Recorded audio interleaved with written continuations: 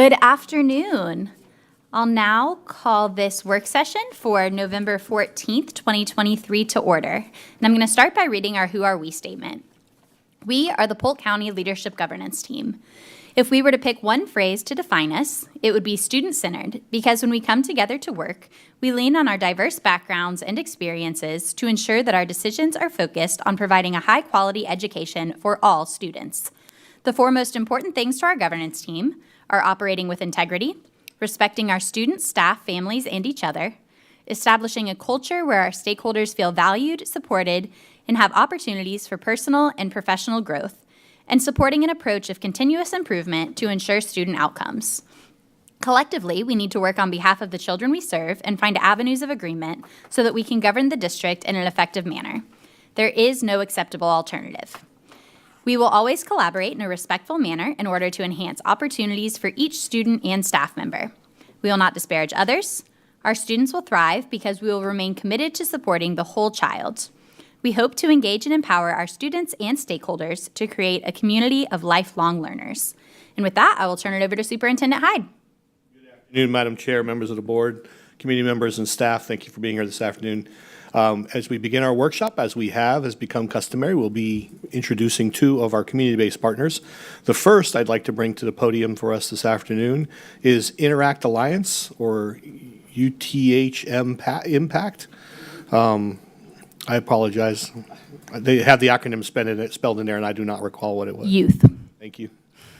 And so we have with us Miss Angie Ellison and Miss Kelsey Davis.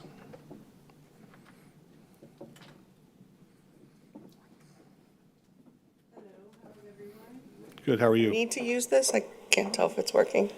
I'm Angie Ellison. I'm the Executive Director of Interact Alliance, and our mission is to prevent harm and promote health. So we work on drug prevention as our primary issue, but we also work on all of the things that contribute to that. And what we've learned, or I've learned in the last 20 years, is that youth working with youth is the most effective way to do that. So without further ado, I'm going to bring Kelsey Davis, the president of Youth Impact, which is our youth coalition in Polk County, to talk about Youth Impact so that you learn a little bit more about them and what they do today. Hello, board. My name is Kelsey Davis. I'm currently a senior at Kathleen Senior High School, primarily the Central Florida Aerospace Academy. I'm an Aerospace Academy kid. So I'm about 16 days away from graduation. I'm graduating early. So this is a great opportunity for me to talk to you guys and talk to you about something that I've been a part of for the last 3 years. Of course, so my sophomore year, starting as a member, my junior year, starting as a secretary and kind of chair of the Equal People Mental Health Committee, which I'll talk about later, as well as now president, along with my other co-president, Mr. Caden Gibson from Lake Gibson High School. So what exactly is Youth Impact, right? So originally we started quite small. It started as just a group of 5 high school students from around the community just serving as an advisory board, right? That's what we started, how it works. You gotta start small. So then that developed into students who were trained in prevention and marketing to students and to adults within our community of how to provide prevention resources and how to, advocate for themselves and their friends and their family members and things like that. And then about 13 years ago, we're now in class 13, we started our leadership classes, which goes around our community and talks to community partners, talks to businesses, volunteer places, all around the community. And we learn pretty much how our community functions and to make us not only better leaders, but learn what our community needs so that we can be better advocates for ourselves, for our peers, and for our families as well. So now we are working on a number of projects. We now have Project Prom and Project Homecoming, which I'm sure you guys all know about, but I'll talk about it a little bit more. Red Ribbon Run, the Mental Health Committee, Equal People. We also have started mural projects with a lot of local elementary and middle schools, and we also just recently started a podcast. So we just want to highlight a little bit more about our leadership classes. Our leadership classes consist of around 24 40 high school students, 2 from each high school from around the community, from every high school within Polk County, ranging from Kathleen to Lakeland to Mulberry to Lake Gibson to McKeel to Salt All Saints, all around the community, so that we all get a different perspective and a different view from the different communities and areas around, obviously Lakeland and Polk County. We do have an exec board who are usually around 12 to 15 of us that pretty much, run the committees, run the boards, make a lot of the decisions about what podcasts we want to do, what community projects we want to start, and things like that. In July, most of the time, we bring in our new class for a class retreat, a personality training, and committee selection at the beginning of the year, so they learn a little bit more about the people they're going to be working with throughout the year, and a little bit more about themselves and who they are, and what key characteristics make them tick. So over the next few slides, we're going to be going a little bit more day to day about what we do on our leadership days. Most of the time, we begin our year through an etiquette dinner with business leaders through Lakeland Leadership Alumni, and we just sit down and have dinner. We talk about our experiences, we talk about what they've done, we talk about what we do, and a lot of the times, at least I have the past 3 years, have walked away with numerous contacts and phone numbers of things that can help further the things that I do and help further the connections within Youth Impact and within my own personal school and life. Our next day tends to be volunteerism. We often work a lot with VISTI, Kids Pack, Salvation Army, and everything like that, as you can see through our pictures. We're organizing a lot of resources and products at the Dream Center. We work a lot with them as well on their projects. Last year, we organized their Halloween costumes for their kids so that their kids in their program could have Halloween costumes to choose from. Our second day, which is my personal favorite, is our Health and Wellness Day. We have not done ours this year yet, but we visit Bartow Hospital, and we tour around the ER, the OR, the general surgical staff. We see the generators and electricity systems, and it's just an awesome day. And we also go to Kelly Rec to get a little bit of exercise, a little bit of dancing, just some fun stuff. Our next day tends to be our business day. We meet a lot with Catapult downtown. They talk to us a lot about the things that they have going on. I've considered working with them through starting a couple things of ideas on my own. So it's just a really awesome day for students to learn how they can bring their ideas to life. Our next day, which is most of the time our class favorite, is Law Enforcement Day. We visit with the Sheriff's Office and Lakeland PD over in Winter Haven and see where all their vehicles are stored. We see the canines, we see it's just so fun for our students and they love it. Our next days are our planning day, our law and government day got skipped. Our planning day, so they plan for graduation, they make presentations on social norms, and they pretty much just have a day to themselves to figure out our next steps as a group for the following year. And then graduation, everyone who completes the program will get a certificate of completion, kind of a goodie bag, and oftentimes here as well, our executive board is announced, and I also honor our seniors. So as the shirts are behind you, at least for our district representatives, our social norm shirts, they contain messages of bullying, of anti-bullying, distracted driving, tobacco, drugs, alcohol, anything under the sun that you could think of, to pretty much just help promote teens to be better to each other and to themselves, and just in general trying to promote healthy behaviors and healthy actions. And you might notice that there's a percentage on the back of some of them.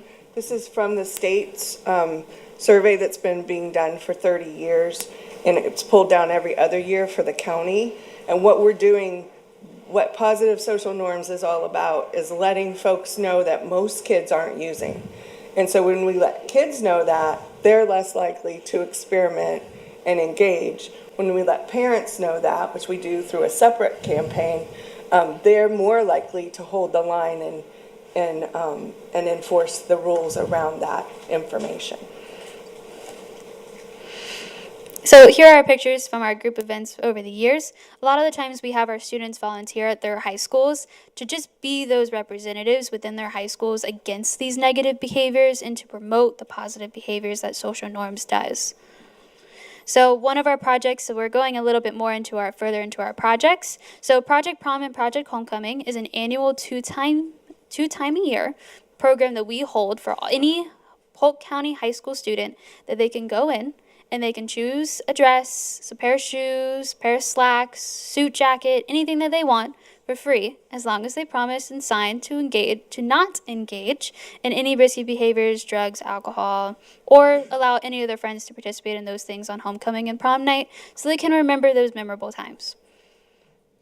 Some other committees that we have is Equal People, which works primarily to promote diversity, Mental Health, which helps to promote positive self-care, volunteerism in the community, where we have annually around 3,000 service hours a year. Red Ribbon Concessions has donated 25 scholarships to seniors every year. And with those things, we started a podcast this year that speaks on those key issues and things that we do. Our first episodes were talking about just kind of language barriers and anxiety, and just putting the message out there of our own experiences within our past selves and our peers, and trying to just engage level and one-on-one, it feels like, with kids within our community. You know, you're more than likely to listen to someone your age talking about the issues and things that you're feeling when they're feeling them as well. So that's meant to, be a resource for our students as well. 10 seconds, we did it. Ms. Wyatt. Thank you. First, I just want to say congratulations on graduating earlier. Do you have plans for post-graduation? I currently work for Interact Alliance as well. I'm their youth outreach intern, so I work for them, and I'm also trying to plan another internship within the community, hopefully within the field of engineering. Awesome. Well, you are very well spoken, and I'm sure that will take you far. But I did want to ask, what is your podcast called? It's called The Impact. The Impact. Okay. It should be available on pretty much any streaming platform. I hope so. Anyway, I'll have to check with our committee members on that. And that's actually launching this coming month. Okay, so it's getting ready to launch. Yep. Okay, I will add it to my list. Thank you. Great job. Thank you. Ms. Fields. Kelsey, you're a Red Devil. Yes, ma'am. Yeah, all right. I am too. You did an amazing job presenting today. You did excellent, and we're very proud of you, honey. I have a question for Ms. Angie. How long have you been with this organization? 22 years. Okay. And you have really done an amazing job with your team, and the passion that you have for the organization is definitely never questionable. So I want to thank you for all that you do in the community. And it's an excellent program, and we're so happy that you happen to mold and mentor these young people so they can one day take our places when it's time for us to go home and sit on the porch. Absolutely. Right. I learn more from them than they learn from me. So a great job, both of you all. Thank you. Thank you. Thank you, ladies. Seeing no further questions or comments, thank you so much. Thank you. Next up is Citrus Connection. We have Mr. Phillips here with us.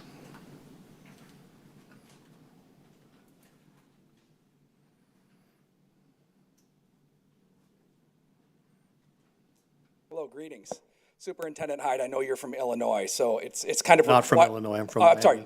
I'm sorry. You were in Algonquin, so I had to wear a vest because it was raining and it's November. So when you're in Illinois, you have to do it. So I want to thank you very much for having me today. My name's Tom Phillips. I'm the executive director of the Citrus Connection, which is your county-wide provider of public transportation. And I'm here specifically to talk about the partnership with the Polk County School Board, which is known as the Community of Learning Transportation Services. So I realize that the school board members are probably pretty well briefed on the program, as many members of the public are as well, but since the general audience is watching, I thought I'd just go through a little bit of history. So in 2014, the Polk County Public School Board and the Citrus Connection became only the second Public Transportation System and Public School Board to contract to move school students through public transportation. And to put that into a little bit of perspective, there were at the time 25,000 high school students in the Polk County public school system. The only other system that was doing this in the country was Rochester, New York, and their entire student population was 25,000. So this was a giant leap forward. And what this provided, it was called the Community of Learning Transportation Service. You all provided, under contract, free and unfettered access for all high school students under your purview to be able to ride the bus system for free because you paid us a fee to be able to do that.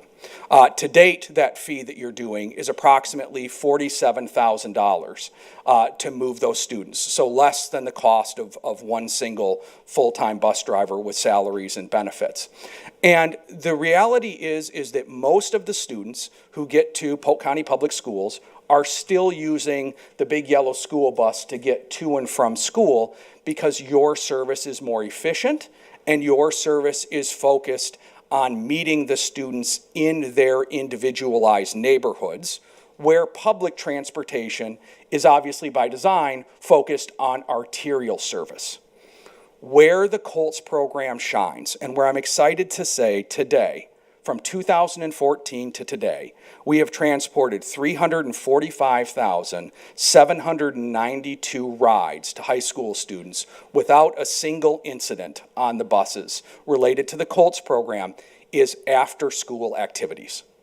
We know your transportation budget and your transportation department is fantastic. Rob Davis moves mountains every single day, but your budget to move students throughout the county, the size of Rhode Island, the size of Delaware, means that activity buses can be very expensive to do. And that's where the Colts program really shines. So if you are at a regional draw like a Harrison, or you're at Winter Haven High and you want to participate in after-school activities, you want to do football or baseball, you want to do student government. When the Flying Walindas were here for the Peter Pan play at Harrison, we had a student that was documented on Bay News 9 who used the Colts program to get home because his single mother was working in Auburndale, so he was able to participate in the play because he used the Colts program to get to and from school.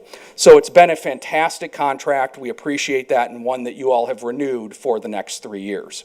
What I'm here to talk about a little bit today is since 2017, as I'm sure you're aware, the New Beginnings High School has engaged in a program that has benefited not only their student population, but also all of the Polk County Public School middle school students, and it's called the Summer of Safety. And it was a partnership where they pay for all middle school age students in Polk County to be able to ride the bus system for free over the summer. We know that high school students, about half of them have driver's licenses. I ran out when I was 16 to get my driver's license, but I can say my son didn't. We know that they're driving less. But so about half the Colts population right now has driver's licenses. Those middle school students don't.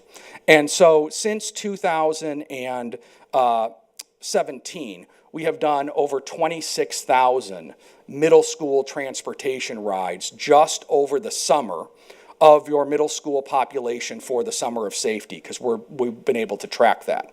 And if you talk to Miss Kay at her programs at Girls Inc., if you talk to the Dream Center, if you talk to the Boys and Girls Clubs, if you talk to places that do summer camps, it's typically not the cost of the programs that keeps people out of being able to participate in those programs over the summer.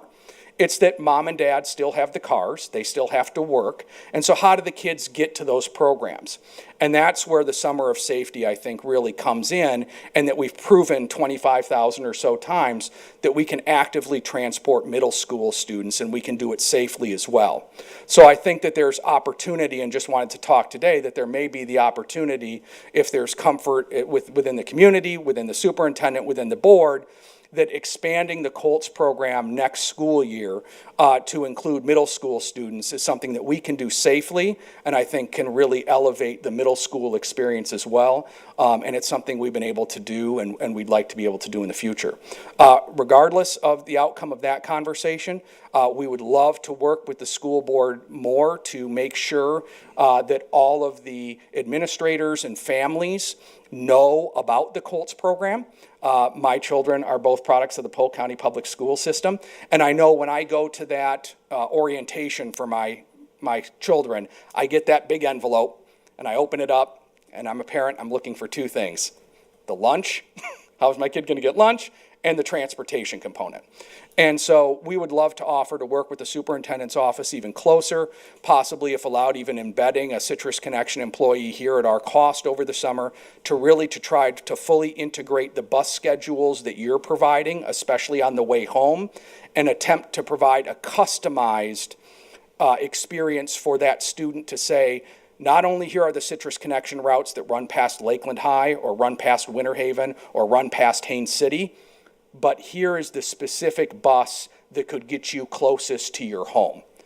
So that they know that there's not just a bus system that runs past their school, but here's the bus that could possibly get you home, and here are the times that we could do that. So when parents are reviewing that yellow school bus schedule, they're also seeing, oh, if my student wants to participate in after-school activities, here are some options. And those options may not get them really close to home, but it might get them close to mom and dad's work, or a friend, or somewhere else. So I'll stand for any questions. And again, I can't thank you enough for the partnership. I had said in 2014 that you were the second school board to get a federally approved contract to transport students. I'm happy today to say that there are 7. And the most recent addition was Tampa Bay, who followed the Polk County Public School Board's lead. And so they're allowing high school students to travel as well. Ms. Cunningham? Thank you, Superintendent Hyde. I just want to say thank you for being so creative. You're just a gentleman with so much talent. Tom, you've just always rocked this. I'm so proud of the partnership that we have, and that you're willing to discuss new options and new and creative ways to get kids from point A to point B, because after all, there's a lot of opportunities out there for them. But like you said, if we can't have that child get home safely, that child's not going to participate. And yes, I remember the Peter Pan show at Harrison. Yes, very, very awesome. And it made a difference in one child's life. And that child will take that the rest of his life and remember that he was helped. So if he's ever in a position to do something for someone else, those are life experiences. So I just publicly want to thank you on behalf of all those kids. And in the beginning, you know, we weren't over in the east side of the county, and now you've reached out and you've done wonderful things for us on the east side, and we are so grateful. I've heard so many positive things, both from parents, teachers, administrators. What a wonderful, wonderful opportunity that you continue to provide for our kids. And I'm so excited, and every time I hear something new, you know, being looked at or thought about, I just thank you for being that way and being so open about it and being willing to discuss new and better ways. So thank you so much. Well, on behalf of the board, we certainly appreciate the partnership with you all, and there is still a lot of work to be done. We still need to figure out a way to get closer to George Jenkins High School. We're approximately 6 miles away from that, and we still need to figure out a way to get to Tenorock. So there's still work to be done, and we look forward to meeting that need as much as we can. Super. Thank you. Mr. Sharpless? I was actually, he actually just addressed one of the questions I was going to ask, because my mom is a teacher at George Jenkins High School. And especially before we rezoned that area, whenever there was that pocket in Lakeland that we'd have, it was very hard for students to stay after for any kind of makeup quiz or any that kind of stuff, especially if they live further away from campus. But I appreciate you saying that you're going to try to find a way to get closer to that campus. Yes, sir. It's unacceptable that our closest route right now is approximately 6 miles away, so it is a barrier to access. And also, just a question I have is, how do we better promote this? Because when I talk to staff, like teachers and staff, they don't know as much about this program. So I don't know if that's a question to Superintendent Hyde or who, but you know, I think it's amazing, some of the numbers you just said, but if we could actually promote this a little better, I think, you know, people would take more advantage of it.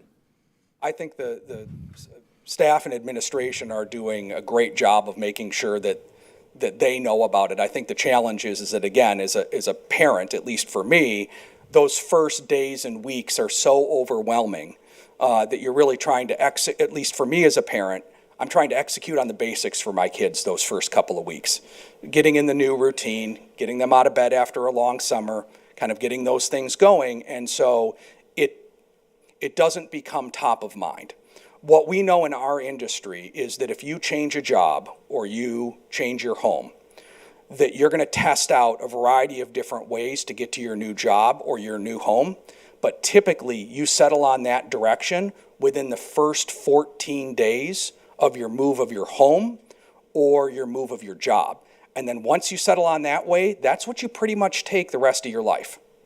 So we have a approximately 2-week window to influence the travel patterns and habits of 25,000 high school families. And I think that's where if we did a better job of interfacing with y'all to make sure that that parent sees at the same time they see this, my child's going to get to and from school on the yellow school bus. And we don't want to take a single yellow school bus driver's job. That's not what this is about. But them seeing on that same spot, here are the customized options for my child, I think that's what can make the difference, because the parent can physically see it. And then when that discussion about volleyball practice starts up, they know right where to look rather than a generalized, well, I know public transit exists, but how does it impact me? I think we should take it upon ourselves to say, here's your customized option for your student. I think that if we start over the summer, we can meet that need day one of school. Well, thank you for everything you guys do and the customer service approach that you're using in that, and to really impact our students. Ms. Wyatt? Thank you. Hello. Hello. You did a great job presenting as well, just for the Thank you. record. But I have 2 questions, and both of them I know have been previous conversations. Can you remind me what the challenges with transporting middle schoolers during the school year? Is that something that we just need to reopen the dialogue on? I think it's just reopening the dialogue. So West Bridges is absolutely fantastic to work with. And if I remember correctly, I don't want to speak for Wes, but I mean, this was the second time this had been done in the nation. Rochester was sued by the Federal Transit Administration because they were worried about whether it was truly open to the public or not. And as I had stated, their high school population was about 1/10 of the size of this. And so I think, and I want to thank him, it was a huge leap forward to do this. I mean, we look back now and I think we take for granted that it worked, but at the time it was, oh my gosh, this is not just the second time in the nation, but this is a huge leap forward. And I think there were safety concerns. And now, after that time, we've proven that the safety concerns, we're mitigating any safety concerns that are there. Our drivers are undergoing the same level 2 FBI background checks that your drivers are going through. We have 7 cameras on the bus. We record everything from the time a student gets on the bus till the time they get off the bus, audio and visual. We have bike racks, safety. So I just think that it was new and it was huge. But again, Wes may have a slightly different view. No, it was a good idea, and you made it work. Well, I can actually speak to it. The reluctance of the board was the age of the students, and they're not supervised as they are in a traditional school bus setting, and they can ride with other individuals from the community. And there's no vetting process. While there's a vetting process for drivers, there was no safety precautions or vetting process for additional passengers. And so you'd have a student as young as 11 years old, or 11 or 12, riding with complete strangers on a bus. That's the concern that the board expressed a number of years ago, because I looked into the history of this when I first arrived.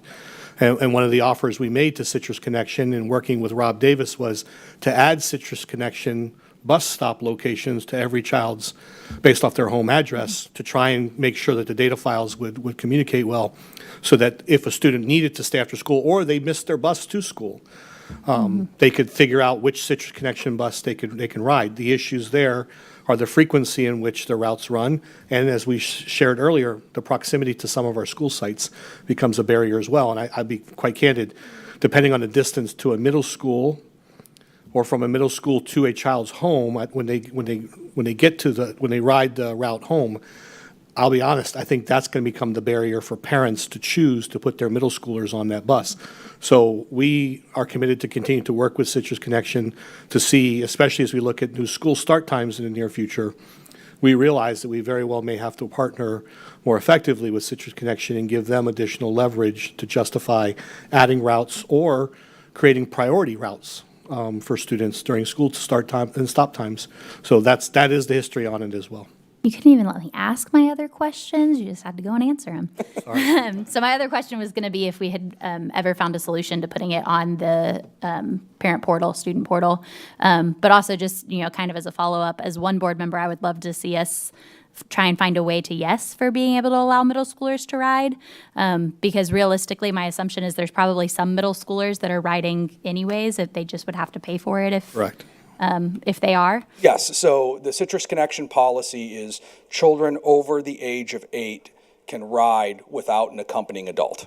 Under 8, they have to ride with an accompanying adult. So there are students that ride every day. The superintendent's absolutely right, though. I mean, there's that choice of an 11-year-old on a bus. That's a choice for a parent.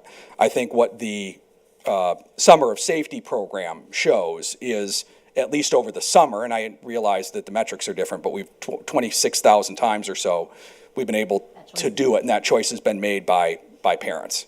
And these are independent. The Summer of Safety numbers are independent of what you're doing over the summer. Because, again, I want to thank the superintendent and prior superintendents. The other major difference between what y'all are doing and what the other schools do is you're doing it over the summer. You're providing that access over the summer for the students because learning is 12 months out of the year.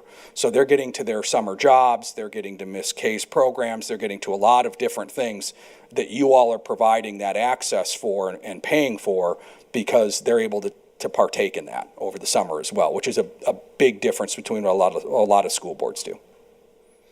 Yeah, as one school board member, I would love to see us reopen the conversation for middle school, especially with school start times shifting and it being very likely that middle schoolers could get out before their high school siblings that have been historically picking them up or allowing them to be able to do other things that they don't have to take the bus home. So I'd love for us to reopen that conversation. Thank you all very much. Ms. Fields, oh no, sir. You're still getting grilled by at least 2 more. Ms. Fields. No, you knew you weren't going to get away without me saying something. Ma'am. I've known you forever, it seems like. And as Ms. Cunningham said, you guys have done an amazing job addressing one of the biggest barriers to me in our community, and that's transportation. My belief is that everybody needs to have transportation, everybody needs to have a place to stay, and they need food to eat. And so you're able to help with that. One of the things that I would want to know, and I want to thank Rob Davis and his team for working with you guys many years ago when it was, as the superintendent said, risky, having kids on the bus and no supervision as such, except for the driver. That's a big responsibility for the drivers as well. My question is, how do we best promote COAT as a part of the beginning of the school year? And I think we've had this conversation before as it relates to being able to have materials distributed to the students as they start their school year. Because as Tom said, Superintendent Hyde, the first 2 weeks, I would say, are the critical weeks for getting kids in place. I know for girls ain't. Everybody wants to get their babies in place, but after a certain window of time, they're where they're going to be, or they've already made other arrangements. So my question is, how do we promote partners, as you've been able to introduce, which is, I think, is one of the greatest things that you've been able to do since you become superintendent, is having people to come to our meetings and talk about the partnership. But how do we allow those partners to share their information to the various schools in the district? And I think that's one of the biggest questions as it relates to COAT, is are they allowed to have information distributed at the beginning of the year in packets that go home to parents? Or I don't know how that works. They are and we do. So we replicate their flyers, and we put those into their back-to-school packets for family members. We invite them to orientation, open house events, all of our partners. But again, with the scope of 151 schools, they may not necessarily have the bandwidth in order to attend all of those. So they're probably attending events throughout the year to constantly remind families of what options are there. I think we do a good job of sending information home. We probably need to do a better job of sending out reminders that please remember that this was in your back-to-school packet, because sometimes that packet just ends up on a shelf and doesn't get touched again, and unless there's a need. And so there's got to be some other ways for us to reach our families and remind them, whether it's billboard ads, radio ads, things like that. And we do work with several local publications and news media outlets that can reiterate that message for us. We heard students talk about podcasting. That's something we've been discussing. So that we can get our information out in a more expedient manner to families. But I think it's the constant reminder, because as was shared, that first 2 weeks is a whirlwind for many families. Regardless of how many years your child's been in school, it's always still a busy time with a lot of things and decisions have to be made. So I think we just have to stay consistent in our communication and our practices. Thank you for answering that. And I would just say thank you. Thank you for being willing to partner. And thank you for always putting the students and their families first, because that's what's most important. Yes, ma'am. We appreciate you. Yes, sir. Dr. Allen. Yeah, so glad you're here in the boardroom with us today, and reflecting and seeing the innovation that you're doing with the squeeze and all these different innovative ideas around our county is exciting. So I would definitely like us to recycle and look at that as an opportunity for our middle school students. So for me, having 3 cars and 4 teenagers, or 4 drivers technically in our household, I can recognize. So somebody's got to give something up in our household. But then, I move that outside of my home experiences, and I'm advising with students more and more that don't have a car or did not bring a car down, and they're wanting to intern. And the first question I ask is, have you researched the Citrus Connection? And unaware, obviously I promote the squeeze quite a bit in my classrooms and talk about that, but I'm hearing that narrative more and more. And then taking it outside of the advising capacity, I'll travel with students maybe 3 times a year internationally, and surprised at how many students have never used public transit. So again, I see a gap there and an opportunity to increase some knowledge and experience through that. So I'm going to obviously support this if we continue this conversation. I do have a question. So when you reflect on the New Beginnings and piloting that and that experience, what did you learn? What was it? Were there barriers that you faced in that? And what could you bring in an innovative way from what you experienced through the New Beginnings? So Dr. Allen, I think that what we learned with that was marketing it as safety, partnering with LPD and with the Polk County Sheriff's Office, that this was a way to keep kids off the street corner and get them into programs, right? Idle hands are the devil's workshop, they say. So our argument was, it's not, again, the price of children's programming over the summer that's typically keeping kids out of the programs. It's an inability to access that. And so if they're at programs, if they're at the library, if they're at the Bartow Municipal Pool, if they're at a summer job, they're not looking to get into trouble, right? If I were up north, I'd say in the basement playing video games, but we don't have basements here. So, and so I think the safety aspect was the component of that. So I think what we've learned in Colts is, again, I couldn't do Rob's job. Rob is absolutely a stellar employee and does a fantastic job with the tools that he has available.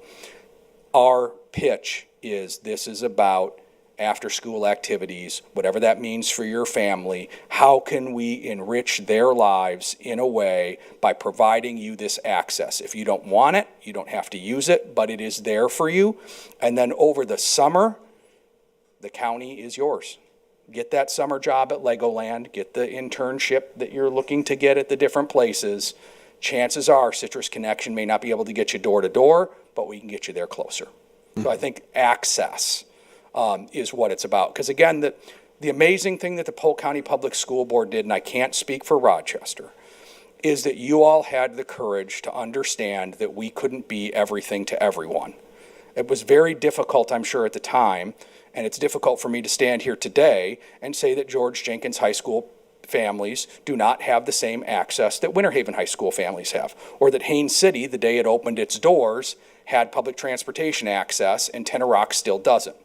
But it is a becoming, we're growing, the county's growing, Citrus Connection's doing the best it can with the resources that we have, you all are doing the best with the resources. So I think that's where we have to continue to be honest, and as the superintendent said, we can't meet every single bell time. We can't get a middle schooler exactly where they may need to do it safely. They may have to cross the road, and that's a decision the parent has to make. We don't want to force it on them. So again, it's just about access and opportunity. How about all your routes? Are your routes, do they populate in Google Maps, Apple Yes, Maps, all we are. those? We are in Google Maps, Apple Maps. All of our bus stops now have an individual sign and a number on them. So you text 321-123, and then every bus stop has CC and a number. So 321-123, you put that in your phone like you're texting a buddy, and then you put in CC and the bus stop number, and it will text the next time the bus is coming and the next two buses. We find that's the most popular thing. We have our own app, we have Google and all those overlays, but the reality is that they just want to know when their next bus is coming, and if they miss that one, they want to know when the next one's coming. So that text to bus stop is what's most popular with the students and with the families. Because again, a mom can be sitting there in her office and she doesn't have to go on some other website to check if the bus is on time. She can just go ahead, she's got it in her phone already. She just texts that same number again, and she can see that little Billy's bus is running 3 minutes late, but it's going to be there, and in 4 minutes she texts him and he's on the bus. All right. Thanks, Tom. Mr. Nolte. As cleanup hitter here, no, you're doing a great job. I appreciate it. Since I'm an upstate New York, Monroe County country boy, what year did Rochester Transit System start that?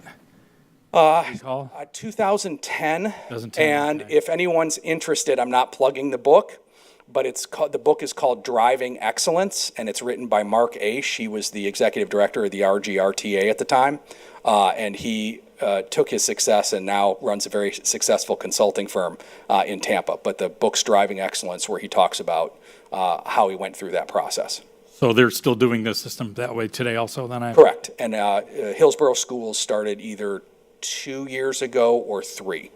Okay, well, you're doing a great job. Keep it a good work. Thank you all. There are no further questions. No, excuse. Thank you. Thank you all very much. Madam Chair, the next item is capital planning and enrollment projections. We're bringing Joshua McLemore, Director of Facilities Planning, and Mr. Harry Fix, Associate Superintendent of Facilities and Operations, to the podium, along with a guest. Thank you, Superintendent Hyde, Madam Chair, and school board members. I'm very glad to have this opportunity to begin a dialogue of what I hope would be a series or at least some quarterly meetings of the capital plan. What I have seen is that when we come down toward the end and we're putting the capital plan together, there seems to be that rush and to get it all through and out, and we have to wait on the state to open it up, and then some kind of questions and maybe some anxiety. So what I'd like to do, at least for this year, is to kind of break it down into some chunks, so to speak, or some pieces, so that we can have some dialogue on that. And then I would say, this, with the superintendent's blessing, if any of you desire to meet with me one-on-one, and we can go over any other additional concerns that I can bring up in general in a workshop that regarding the capital plan, so that we can keep the ball rolling, so to speak. Because remember, a capital plan, you're always rolling 1 year out and 1 year in. So as soon as we finish one capital plan, we're really starting on the capital plan again, rolling 1 year out, rolling 1 year in.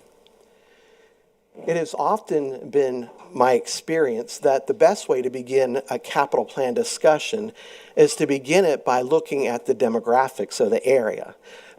Or let me say the enrollment projections of the area. Because in the enrollment projections of the area, that starts setting the tone for what we're looking at in the capital plan. Now, I must add a couple of codicils here, or asterisks here, as we start looking at our enrollment numbers that we're looking at. First, when we're looking at enrollment numbers for the capital plan, we're looking at just those numbers for which we are responsible for providing the seats. So when we start talking about enrollment projections, you're going to see a smaller number than what typically when we talk about the overall general number. Now, some of that is because we provide a portion of the seats, and our non-conversion charter schools provide a portion of the seats. The other thing is sometimes we talk about a very big number of new students that we receive in the district, and that's true. But we're also graduating off a number of students at the same time. So I say that to say that when we start talking about numbers, the first thing to keep in mind is we're looking at those students for whom we had to provide student stations. That's one. Two, we know from the get-go that our enrollment projection numbers tend to be conservative. They have to be. The state kind of forces us to do that. The good thing is, though, is we look at it every year. We come back and look at those numbers, and as we see the trends trending up, we can catch it and keep trending them up as we need to. Or, heaven forbid, we hit another recession, we see the trend of those numbers coming down quicker than the state does too. So we catch those trends more quickly as well.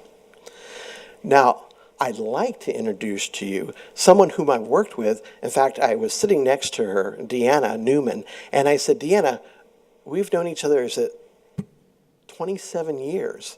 I said, 27 years ago, would we have thought that we would have been sitting in Bartow talking about enrollment projections? And we kind of had a good chuckle. But as you see development trends moving basically from south to north in Florida, and it starts fitting the pattern of growth in Florida, it does make sense. I've had the opportunity of working with Ms. Newman in 3 different districts in Florida. She is very good, her forte would be demographic projections, especially as it relates to capital planning. I worked with her first in Palm Beach County School District. Then I worked with her also in Lake County School District. And I'm now working with her as I came in. She was here working with us in Polk County School District. I appreciate her very much. What she does for us is she comes and provides a good overall look, looks at our numbers, dissects them, looks at patterns that she then comes and says, okay, I think let's talk about why this is going on, and then also puts it in the perspective of what's going on in the nationally in our national trends, as well as so often it's related to the economics going on nationally as well as locally. So having said all that, I'd like to give the lectern over to you, Ms. Newman, if you would go ahead and start from there. Josh, if you can. Going to be our whiz. All right. Good afternoon. I have to tell you, while we're waiting for this while we're waiting to bring up the PowerPoint, I did try 27 years ago to try to teach Harry how to do projections himself, but he has spent most of that time avoiding it. So, what did I do? Did I not do something? Don't touch it. Don't touch the screen, she says. Okay, got it. All right. I'm going to start right here with our enrollment for this year. But before that, I'm going to reiterate some of the parameters that Harry brought up, and that these are facilities projections. I prepared them in January. They're they're basically our kickoff to updating the master facilities plan that ultimately leads into the capital improvement program. They only are the students who are in our buildings, be they traditional, magnet, or our conversion charters. That would be, say, the schools out in Lake Wales. They do not include the students who are in virtual programs, students who are in standalone charters or in homeschool settings. They do include pre-K, voluntary pre-K, one of the things that the state does not count, but those students are actually in our buildings, and so we count them. The idea being that we're really looking at where we have capacity, where we need capacity, both right now as well as in the long term. So as we look at these numbers, I do make a comparison from October to October. a little different from your FTE numbers, which actually are an average of the October count and the February count. What we're doing is we're finding one point in time and we're measuring to the next point in time so that we have what we call a growth, so we can see that. Here you can see that between 2022 October and 2023, we grew 128 students in the elementary. I'm going to come back to that number. As we go through this presentation, we're going to come back to that. It shows also that we lost 142 students in our buildings in our middle school. Come back to that as well. And we grew in the high school. So as we look at the entire trend for the last 8 years, and what I'm going to do is point. I mean, obviously you can see that in 2020 we lost the students, and it makes it look as though it took us about 2 years, and we finally have recovered those students. And it gives us this trend that says over the last 8 years we grew 9,000 students in our buildings. All right, this is the official count. We pull this down from your focus. These are the components. Some of you may remember, I actually gave a presentation here about 6 years ago, so some of you who are still on the board might remember that. I will try not to repeat this too much. Think of it as just a refresher. So when we do the enrollment forecasting, we pretty much start with a cohort survivorship model. It's a trend analysis. It's one that's used by the state. It's one that's used pretty much nationally, whether you're projecting schools or whether you're projecting population. For me, I don't look at last year's first grade to see what this year's first grade will be. I look at last year's kindergarten to see what this year's first grade will be. That's why they call it a survivorship method. And quite honestly, it tends to be very accurate, which is why people use it and why they've been using it for as long as I've been doing demographics. And that also applies to the birth information because we're looking at how many children were born 5 years ago to see how many children might show up in kindergarten. But in addition to that, one of the things that we can do here in Polk County, which the state doesn't necessarily do, is we look at other factors. You know, we look at the charter schools that open up. We look at economic indicators, and they could be recessions, or they could be the cost of mortgages. Any number of things. They could be also in migration. We all remember the year that the hurricane in Puerto Rico brought us an extra 3,000 students. I'm not going to spend much time on housing. That's going to be actually your next workshop. I'm sure you'll find it fascinating. But we also look at boundary changes, to the extent that we know them by January. We look at choice, and choice actually may sound like it's chaotic, but in fact it does have a pattern to it that allows us to basically do some projections off of it. And I'm going to use these factors and talk a little bit about why does our enrollment look like it does this year. So this is births. I think anybody who has been watching the news in the last few years knows that our birth rate has dropped in this country beginning in about 2010. It's actually, the birth rate is and has been the lowest it has been ever since we started tracking births in this country. We in Polk County, we were impacted by that during that very first few years when we had the housing bust and we had a recession going on. And you'll see that right in this trend that's showing up here on this graphic. Those students who are at the lowest ebb there, students who were born in 2013, they're in 5th grade right now. They have we are sending some small grades through the system.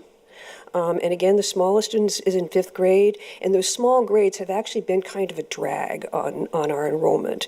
As our enrollment is growing, still these small grades are coming in, while bigger grades are actually going on to the next grade level.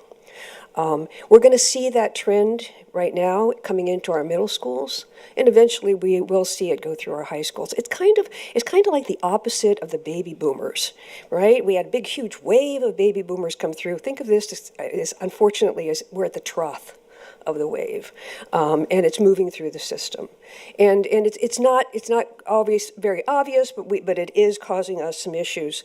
The other thing that we that we've begun to see, and it's been since the pandemic. Prior to the pandemic, generally, when we looked at the number of children born 5 years ago and the number that came into our kindergarten, it was almost a 1-to-1, right? But during the pandemic, one of the grades that was really hit was the kindergarten and pre-K numbers. It's not required in the state of Florida, and so parents could find alternatives. They seem to be still finding alternatives, and I think that the large increase in our high schools may be hiding the fact that our lower grades still haven't quite recovered, still haven't quite gotten back to normal. This year being 0.9, as opposed 9.4, as opposed to like the 0.98, even 1.01. One of the reasons may be that as charters continue to open up in the county, we will see that number stay a little bit low, because charters are one of the options that the parents can choose to put their kindergartners in. But it actually impacts us pretty much mostly K-8.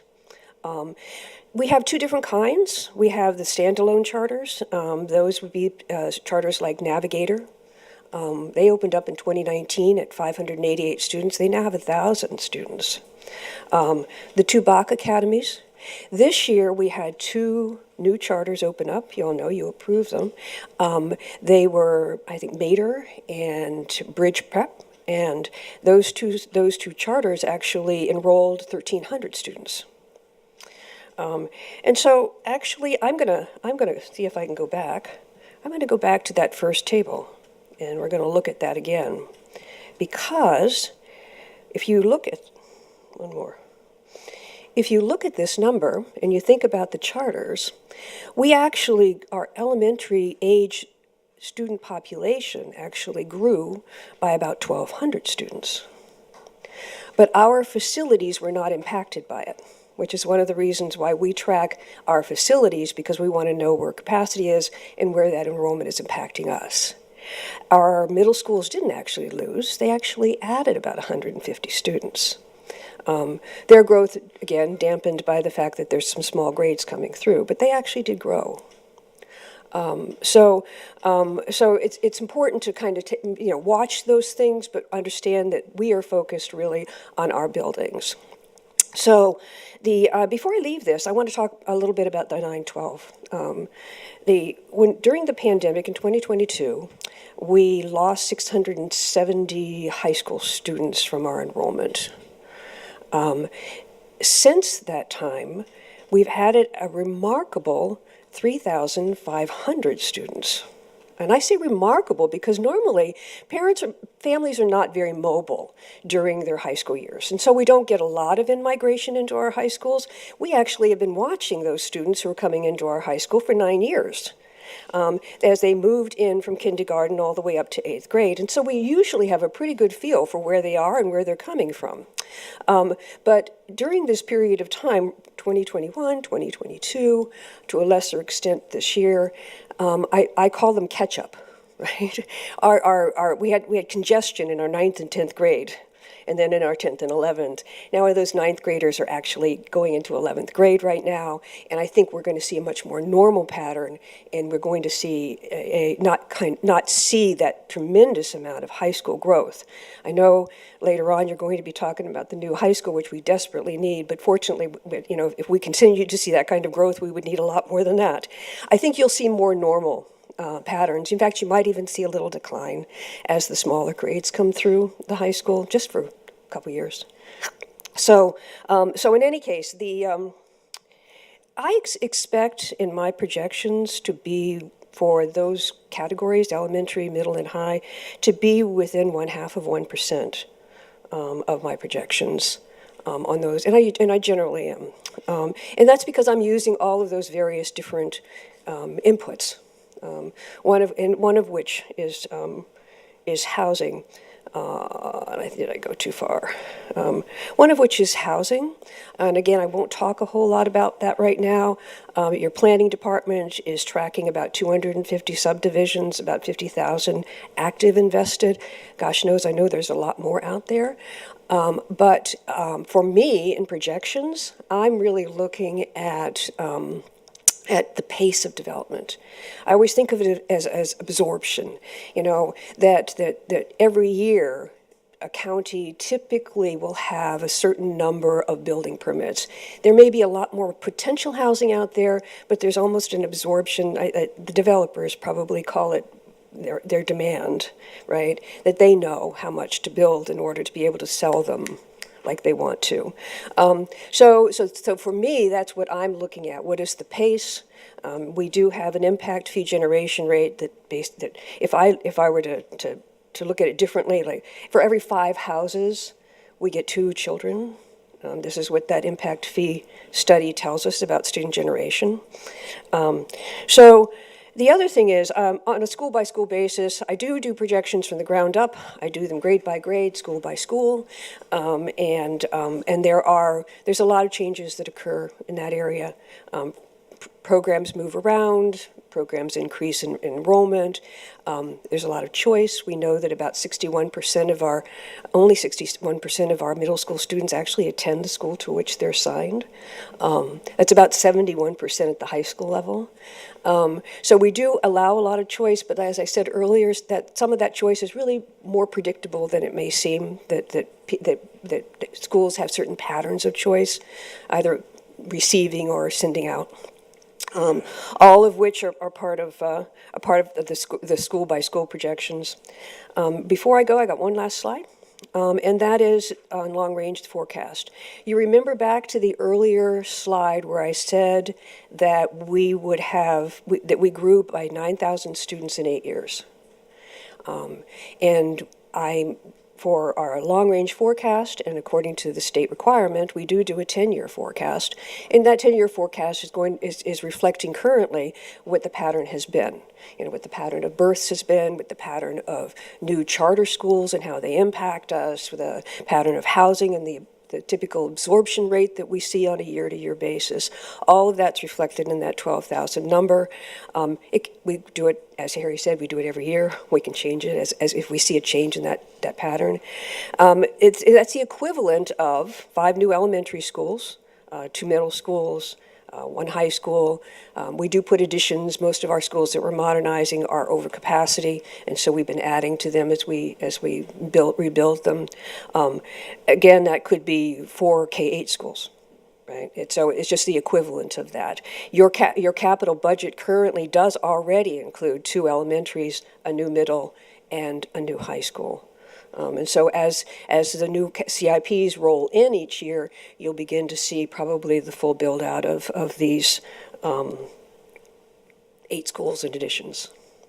The state is not as optimistic. They're saying 9,000 students in the next 10 years. And they're not actually giving us any high school growth. I think they'll come around. I think they'll change their mind on that. So that's it.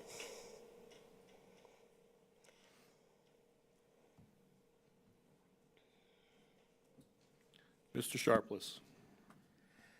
Hello. Hi. Thank you for this informative presentation.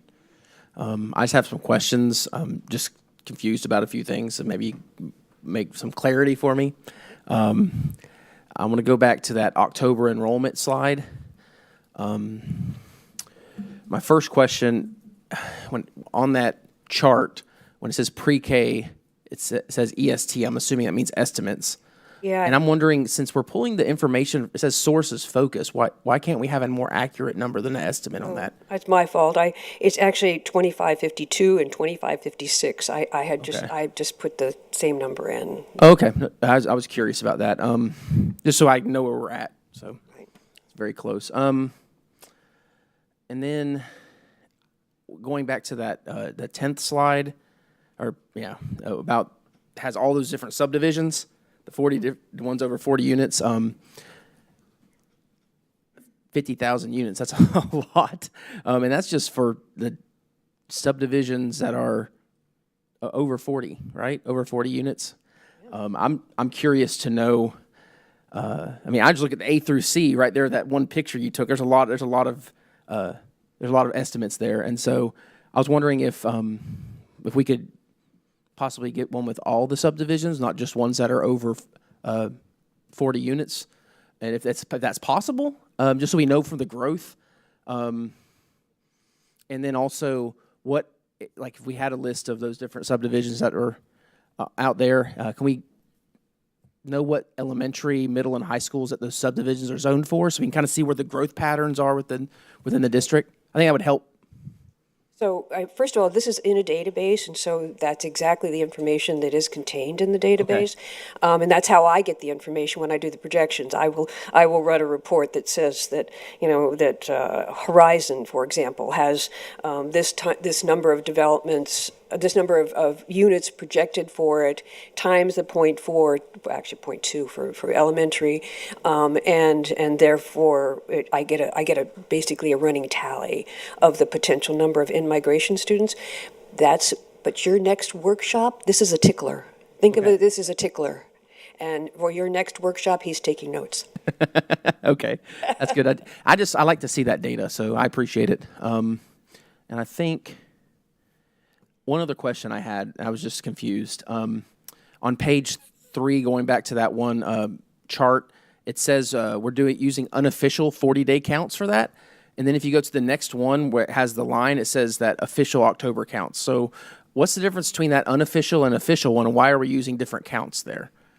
Part of it was timing, and that is that when we needed to prepare this for your presentation, they were still working on making sure that every T was crossed and every I was dotted, and therefore, if there's a change in these, they would be very, very minor.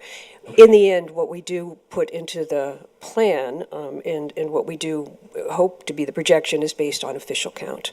Okay, that's why I was confused. After all the T's are dotted, yeah. Yes, ma'am. That's all. That's all the questions I have. I appreciate it. Thank you. Okay. Dr. Allen? Yeah, thanks for the data, a lot to churn on as we move ahead, and look forward to receiving more data as well. I guess I was curious on the in-migration patterns. Are you seeing majority of those in-migration patterns coming into Polk from a particular area around the United States?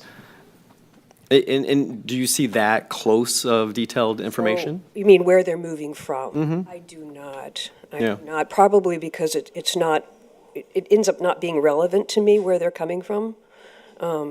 So it Yeah. have that. I would think that the county might actually track where people are migrating from.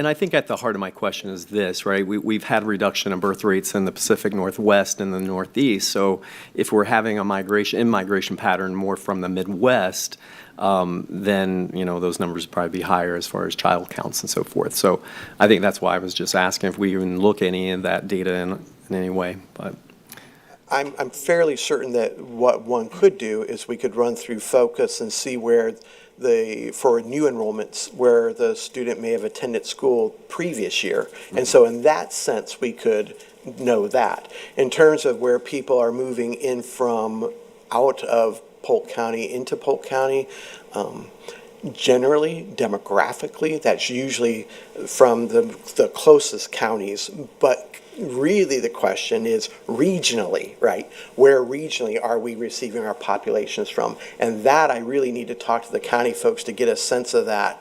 And some other places that I've worked, I knew that. I'm not 100% certain here in Polk. Mm-hmm. So, how about our demographic shifts? I don't know if you can maybe speak to that, because we've had some pretty dramatic changes as far as student demographic shifts, and seems like that we've seen some growth percentage-wise at a faster rate. Is that true, or is it just so? For example, we have 42% of our students are Hispanic, right? Just 2 years ago we were at 37%. Is that a normal growth pattern? I mean, I'm just curious.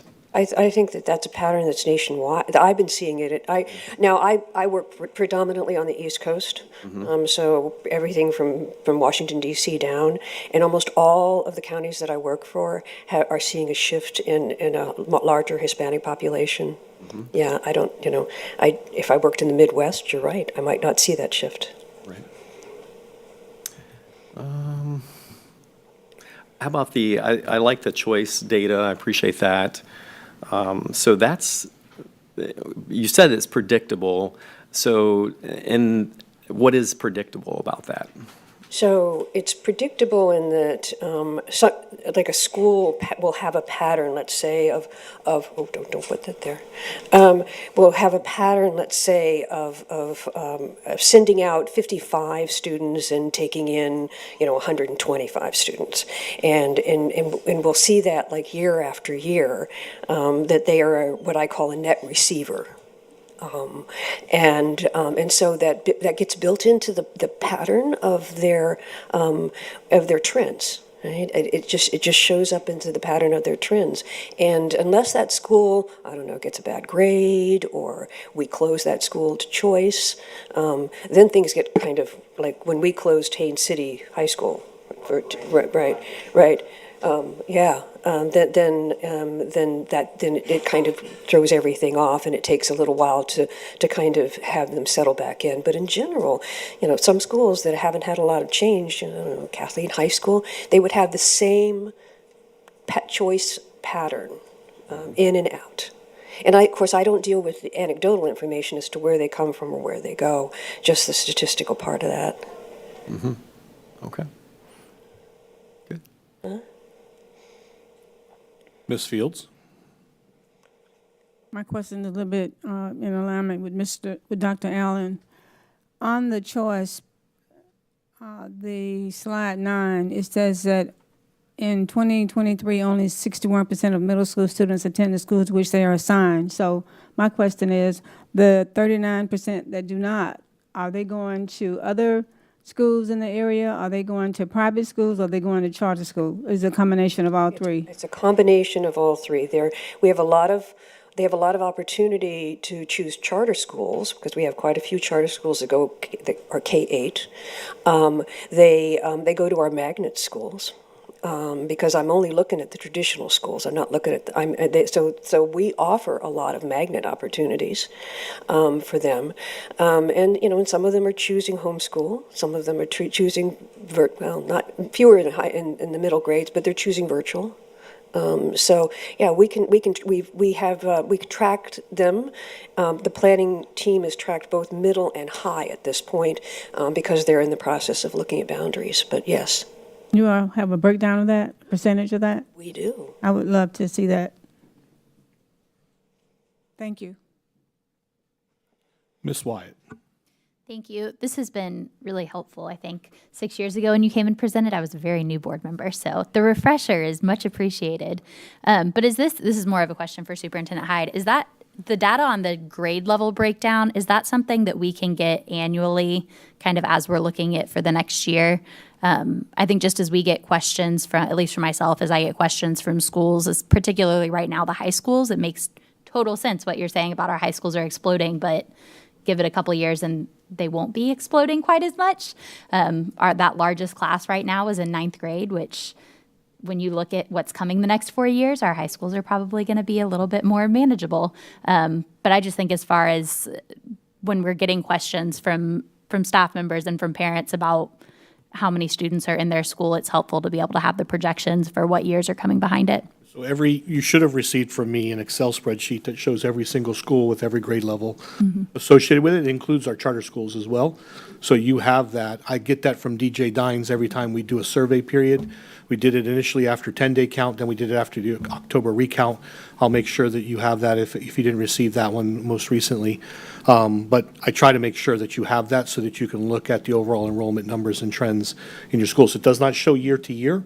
It just simply shows a static portrait of or snapshot of where that school is at currently. If we could get the full district grade level wise, I think it's just helpful to show, this is how many students are in 8th grade that Yeah, are going to be totals- rolling it up totals it at for the the whole, bottom. at the bottom. Okay. Yes, ma'am. I will look there then. And Thank then you can sort it and to remove charter schools. Additionally, if I recall correctly, the file that I sent you should have a second tab on there for demographic data. And I'm glad that we made a shift today when we start talking about a demographer and what they use the phrase demographic data for is vastly different than how we refer to it in education circles. And so I was glad we were able to make that differentiation, but yours would include demographic data, gender, race, ethnicity, languages, EL population, ESE population, so that you can see those patterns in your campuses. We actually had to create new software. We're working on a project with some local business partners and community-based partners, and it'll be a concept that I'll probably bring to the board sometime after January. But we had to develop a software program and do the script for it so that we could actually track a student from kindergarten all the way through what high school they attend, so that we can actually now determine how many students are staying within a traditional feeder pattern for example, for each one of their schools, and then you'll be able to see how many students leave, especially at high school, to re-enter or to participate in a second type of program under school choice, under some of our magnet and academy programs. So it's important for us to track that data. And again, I'm kind of teasing it out there, but I think you'll be very interested in the why when I bring it back to you in January or February. And then my second question was, is this something that we're looking at? Obviously, it looks like the high schools over the next few years are going to see a decline in population. That obviously will affect some of our staffing numbers. And with adding more and more programs, are we starting to look at that and making sure that everything is sustainable given the number of students that they're likely to have at each school? Well, I will say that I am very confident, regardless of high school enrollment, our staffing levels will be just fine. Okay. What's missing from this is 3,500 students who do not attend Polk County Public Schools, but reside and go to Osceola County schools because it's closer for them. And so there is an aspect of this where we are missing 3,600 students in our overall calculation as well, based off that fact alone. But our high schools, if you keep in mind the number of portables and things that we currently have in our high schools, it will be a welcome day to see enrollment come down to a place where we can get all those off our campuses and stop having that capital expense year over year, because those are not the best and most suitable places for our students to be in for classroom learning. So I do think that while you're going to, and I want to urge some caution, every school district sees their enrollment ebb and flow. Every single one. In fact, the Florida funding formula takes that into consideration, especially for smaller districts that may not be able to generate revenue. They take Union County as a great example. They take in sparsity supplements, low enrollment, declining enrollment supplements. The funding formula addresses that. I think so. We have a mechanism to basically project where we'll be. Arguably, we'll have better classroom sizes, in combination with another topic we're talking about later today. And if hopefully the board approves in the near future.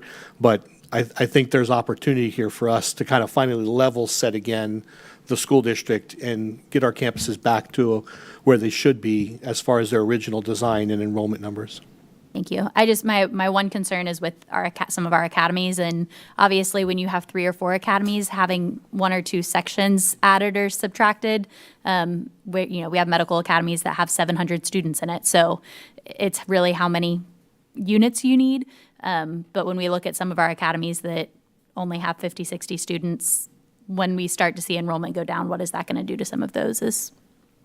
I just want to make sure we're forecasting it. Yes, ma'am, we are. It's not going to be blindsiding anyone. No, not at all. Thank you.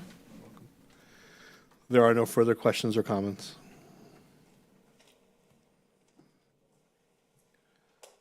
Board members, the next item, I'm going to bring up Chad Davis and Miss Wendy Dodge. Next item before you is the legislative platform for the board for your review.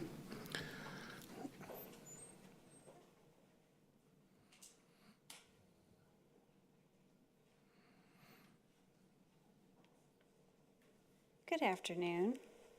Good afternoon. How are you? Attached to your agenda, you have a proposed draft for the 24-25, I have to get my date straight in my head, proposed legislative priorities. As you know, the legislature is focusing on deregulation of public K-12 education this year, pre-K-12 education. And so there are several items on there regarding deregulation. I'll just kind of go over quickly, if that's all right with you, the items in each section, and then please let me know if you have any questions. So for deregulation, we have removing requirements to produce data that is already provided by other agencies.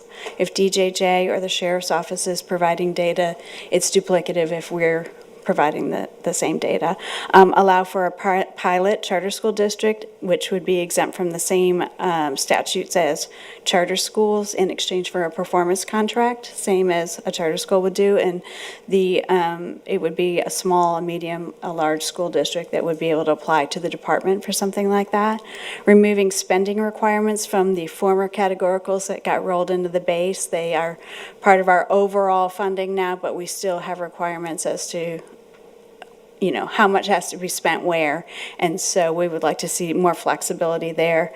All school districts should be offered the flexibility that's now under the academically high-performing school district. That's when you can start school, whether you can offer competency-based education, those types of things, and then allow for students on the bus to be counted in our calculation for funding if they're there for a safety reason, regardless of whether they're inside 2 miles or outside 2 miles. And then based on some of the things that have happened in the past 12 months, we think that maybe it would be better to have a 12-month implementation timeline so that when there's 50 or 60 bills and another 75 rules that have passed, that there's more thoughtfulness being put into implementing these things. We would like districts to be allowed to conduct instructional days online or using e-learning when there's an emergency such as a hurricane. Flexibility for using therapy assistance when students have a therapy required on the IEP instead of just having to use a full therapist. And then eliminating the requirement for those parent permission forms to be signed prior to participating in activities outside of the school day. We're kind of seeing some of the unintended consequences from that already this year. Statewide funding and support, we'd like to continue to see increases in funding for ESE guaranteed and transportation categoricals. They're so important, and they were way behind based on previous decades, I want to say. So we've been trying to get them back up to the same level of support that some of our other funding is at. We'd like public facilities other than schools to be used as shelters as soon as a storm has passed so that we can go back to the business of providing education. There's a lot of things that we have to do to get the students back into the school, so we'd like that to happen as soon as possible. So if there's another place for those people to go post-storm who may not have, we don't know what has happened, but we need to have another place to put them so we can get our kids back in schools. And then we would like to modify the statute to ensure that the funding, that we don't see reductions in funding because of other choice programs seeing increases. We need to protect everyone's funding regardless of what choice parents have made. And then we'd like to continue a funding increase of at least 5% for all students in the FEFP. That includes our scholarship students, our choice students. Everyone's in the FEFP now, and we should all see the same kind of increases. And then there's a statutory fund set up that hasn't been funded in several years. It's called the High Growth Capital Outlay Fund. It's for districts like ours that are experiencing a lot of growth quickly, and it's to help them get facilities online more quickly, and we'd like to see that refunded this year and make sure that districts like ours can have access to additional funding to keep up with that growth. And then we'd like to request a statewide bus efficiency study. We know how efficient we are, we know how efficient the state says we are, but there have been a lot of factors that have been impacting transportation, and so we would like to see a statewide study. Teacher recruitment and retention, we got a lot of flexibility last year through HB1 and some other bills that passed, but what we're finding out is that the candidates and teachers who are in these programs have to, unless they've already indicated that they're going to take advantage of these flexibilities, they're not getting to the flexibility that was intended in the legislation. So we'd like to see the waivers come earlier on when they get into the program. And then we would like to, for the academic accountability, we want to allow all students who start PM3, that last accountability assessment at the end of the year, to start at the same level to make sure that there's an opportunity for all students to show grade level performance. The way things are happening right now, based on where you were with PM1 and PM2, they may start you at a different level for PM3. We want to make sure every student has the opportunity to show that they are at grade level when they get to that final assessment. And then we have 3 appropriations requests again this year. As you know, last year the legislature and our Polk County delegation were wonderful to us and very helpful. We received $3.5 million for the Home Loan Program.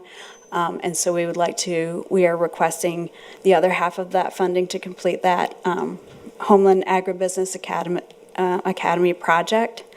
Heartland BizTown, unfortunately, we had funding for that vetoed last year, so we have a lot of friends who are helping us with that project. A lot more friends. We had lots of friends last year, but now we have even more friends who are helping us with that project. And so we're going back for that at Tenno Rock. And then, as you know, we administer the state academic tournament every year. We received a significant increase in that funding last year to move the tournament to another site and to also offset, because of inflation, more of the cost for students. And so we are requesting the same amount of funding as we received last year for the academic tournament. So I'd be happy to answer any questions. Ms. Wyatt. Thank you, Ms. Dodge. I just want to make sure, thank you for putting this together. I think it hits a lot of the things that we've been talking about for years. And I know Mr. Davis, I could see the smile on his face looking at not getting penalized for busing additional students that are not in safe areas. I just wanted to remind everyone that this is on the agenda for tonight because of a timing issue to come back to back. That way, Ms. Dodge and our team can go ahead and start spreading the good word in Tallahassee as they're already in committee week. So I just wanted to make sure that was on everyone's radar. Thank you. Mr. Sharpless. I just have a question about 2 different points here. The first one is the last bullet point under the pre-K through 12 deregulation on eliminating the requirement for parent permission form to be signed by, and my question is, it said participating in activities outside of the school day. Mm-hmm. And so I was wondering why that's where we've made that delineation, outside the school day versus in school. Like why, can you just explain that a little bit? Like why we're going to that? Well, that's a new rule for this year that was implemented, that you actually had to sign the consent form before the student can show up and see if this is anything that they're even interested in. And so that's why, it doesn't seem to be, it seems to be in the implementation phase right now, we're seeing that students are able to participate less in some of the things that they would like to be in, and it's causing some problems with some programs that I want to say ROTC, for example, programs where parents have to sign their students up to even be in the program. So why are we, having more of these forms along the way? So we're just trying to, any of these things that happen, ROTC happens during the school day, but there are also speakers and other things that come in after the school day. And so why is there another form that parents have to sign, those types of things? So we're just trying to make sure that students can be in the programs that they want and need to be into. And make sure that there were no unintended consequences when this rule was implemented this year. Then my second question was just on the second bullet point under the statewide funding and support, requiring public facilities other than schools to be used as shelters and post-storm support to ensure schools can resume instructional operations. I know we have a lot of issues after hurricanes, we're getting our schools back. I'm wondering, my question is there a state requirement for us to do that now? For us to be, the school system to be the one in the county, or is that just more of a local decision here in our county? Or is it state mandated? There is a statutory requirement, but I'm going to say this very candidly.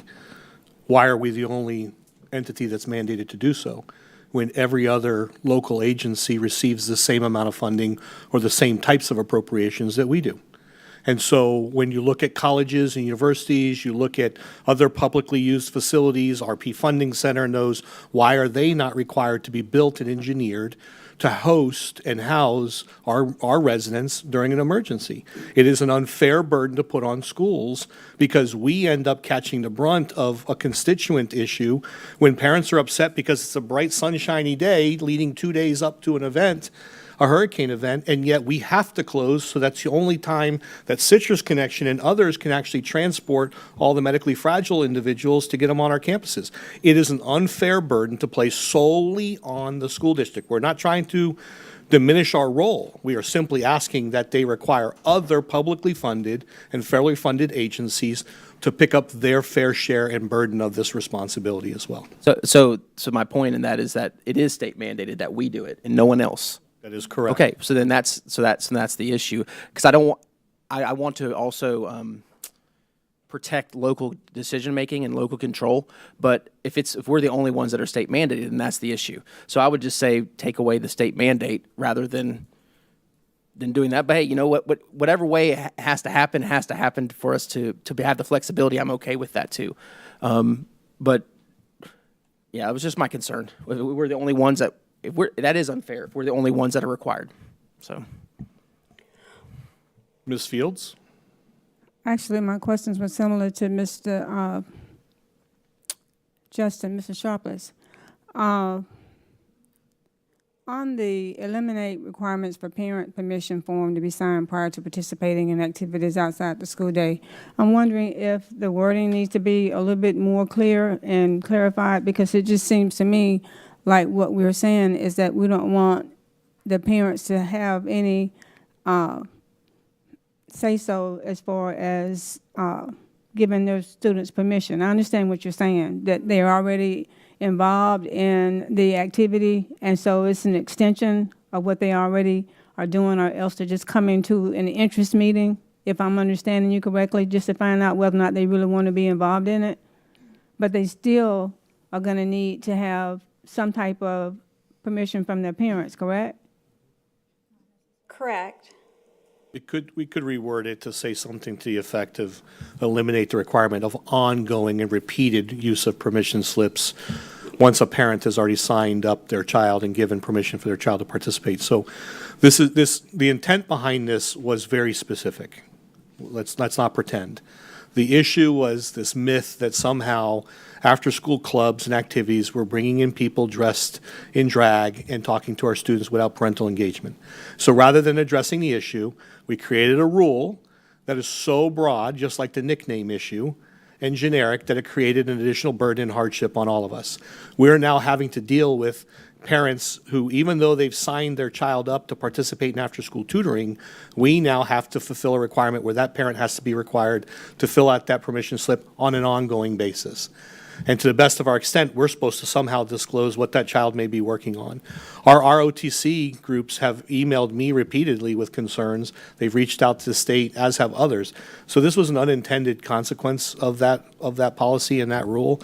And so absolutely, I think the language can be tweaked a bit to be more specific, because I think as it reads, as I heard you read it and I heard Mr. Sharpless read it, I don't want to give parents the impression that we're eliminating permission slips from the get-go.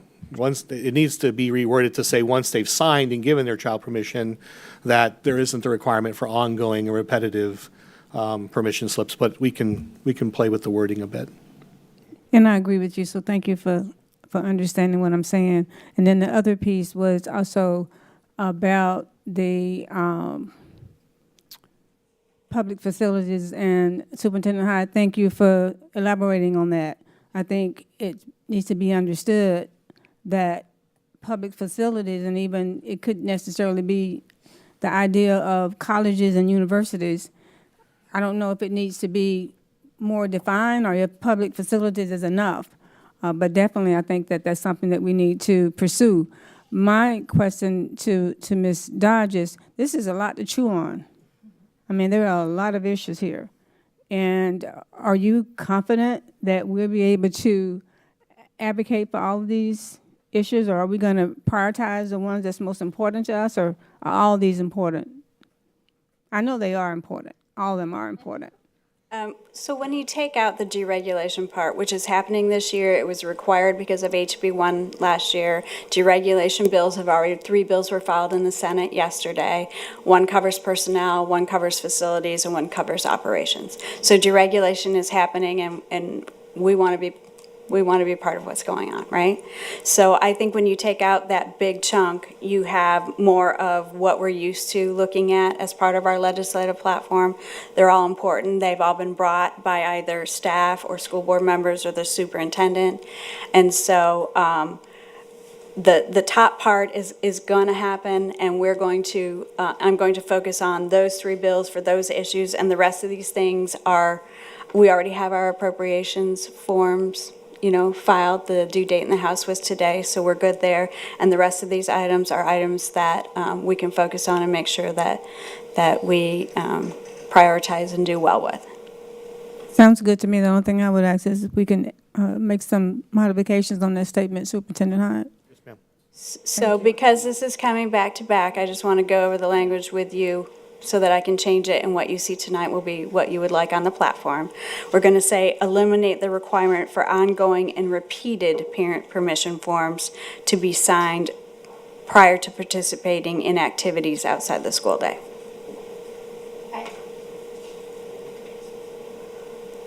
I also would like to add to that to have there be some sort of blanket where I could sign at the beginning of the year that my child's allowed to participate in any club after school that they would like to. Just because especially at the high school level and middle school and elementary school, when parents are driving, obviously they are there to give permission. But if my 16-year-old decides, hey, I want to stay after school and try and go to the FFA meeting today, I want them to be able to do that and me not to have to show up at the school to sign something to say they're okay to go to the FFA meetings from now on.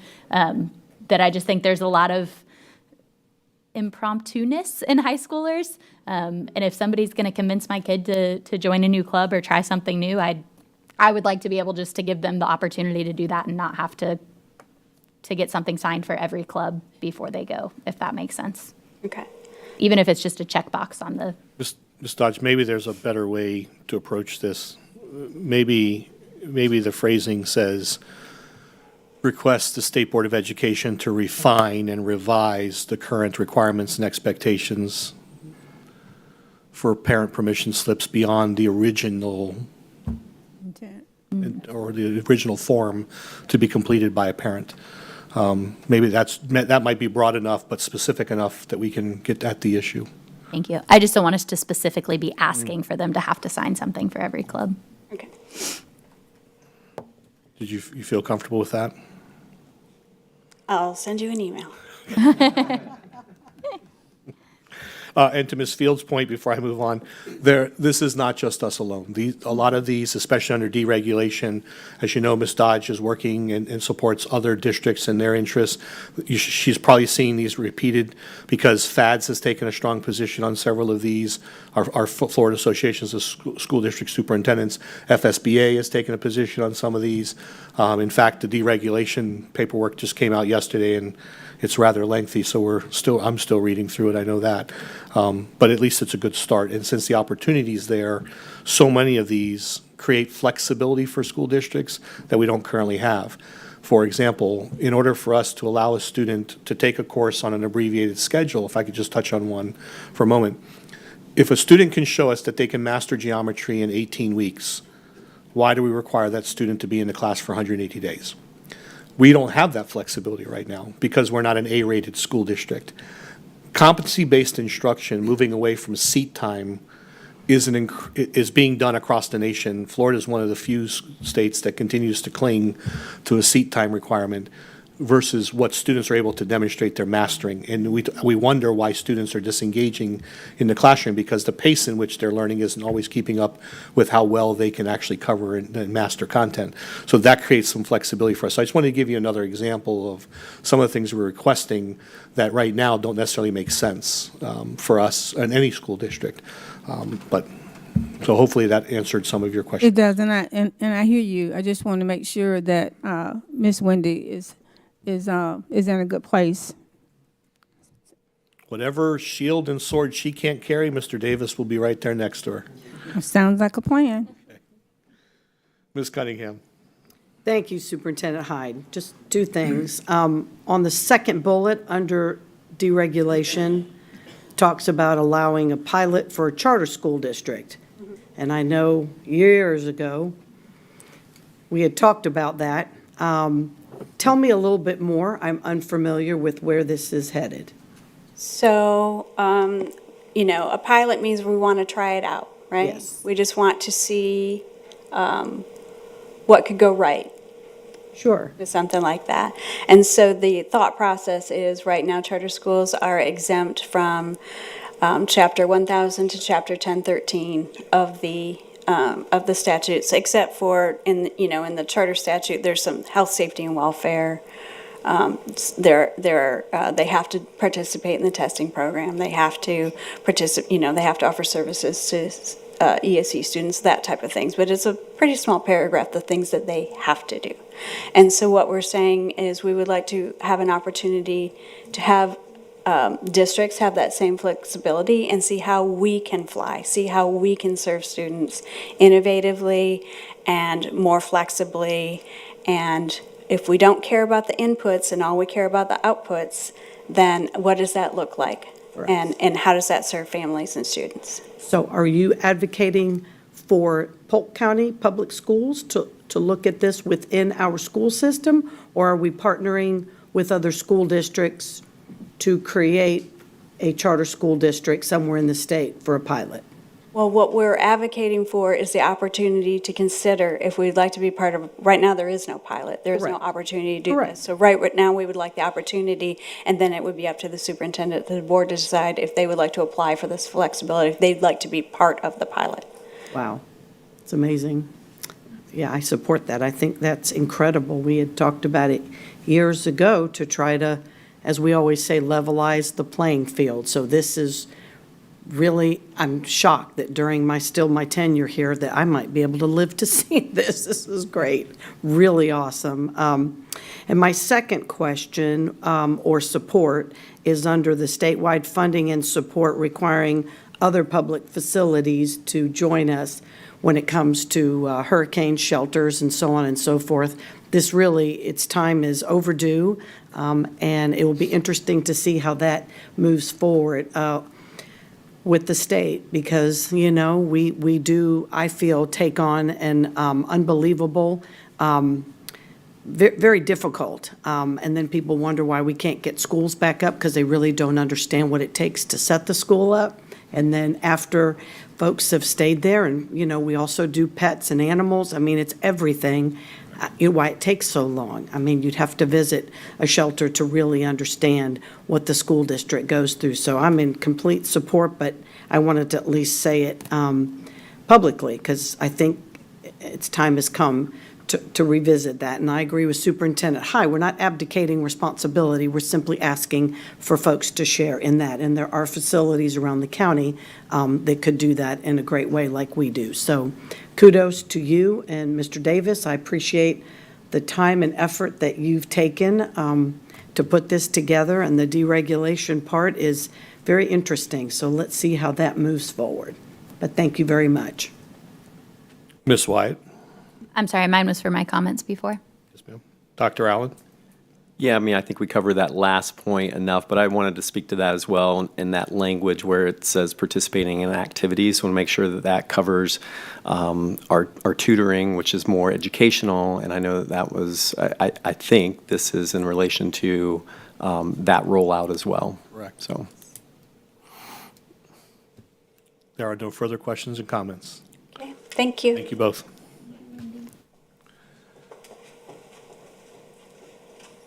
Madam Chair, the next item is with Mr. Chad Davis and Ms. Teresa Griffin again. These are policy updates being recommended by Neola and staff. I don't know.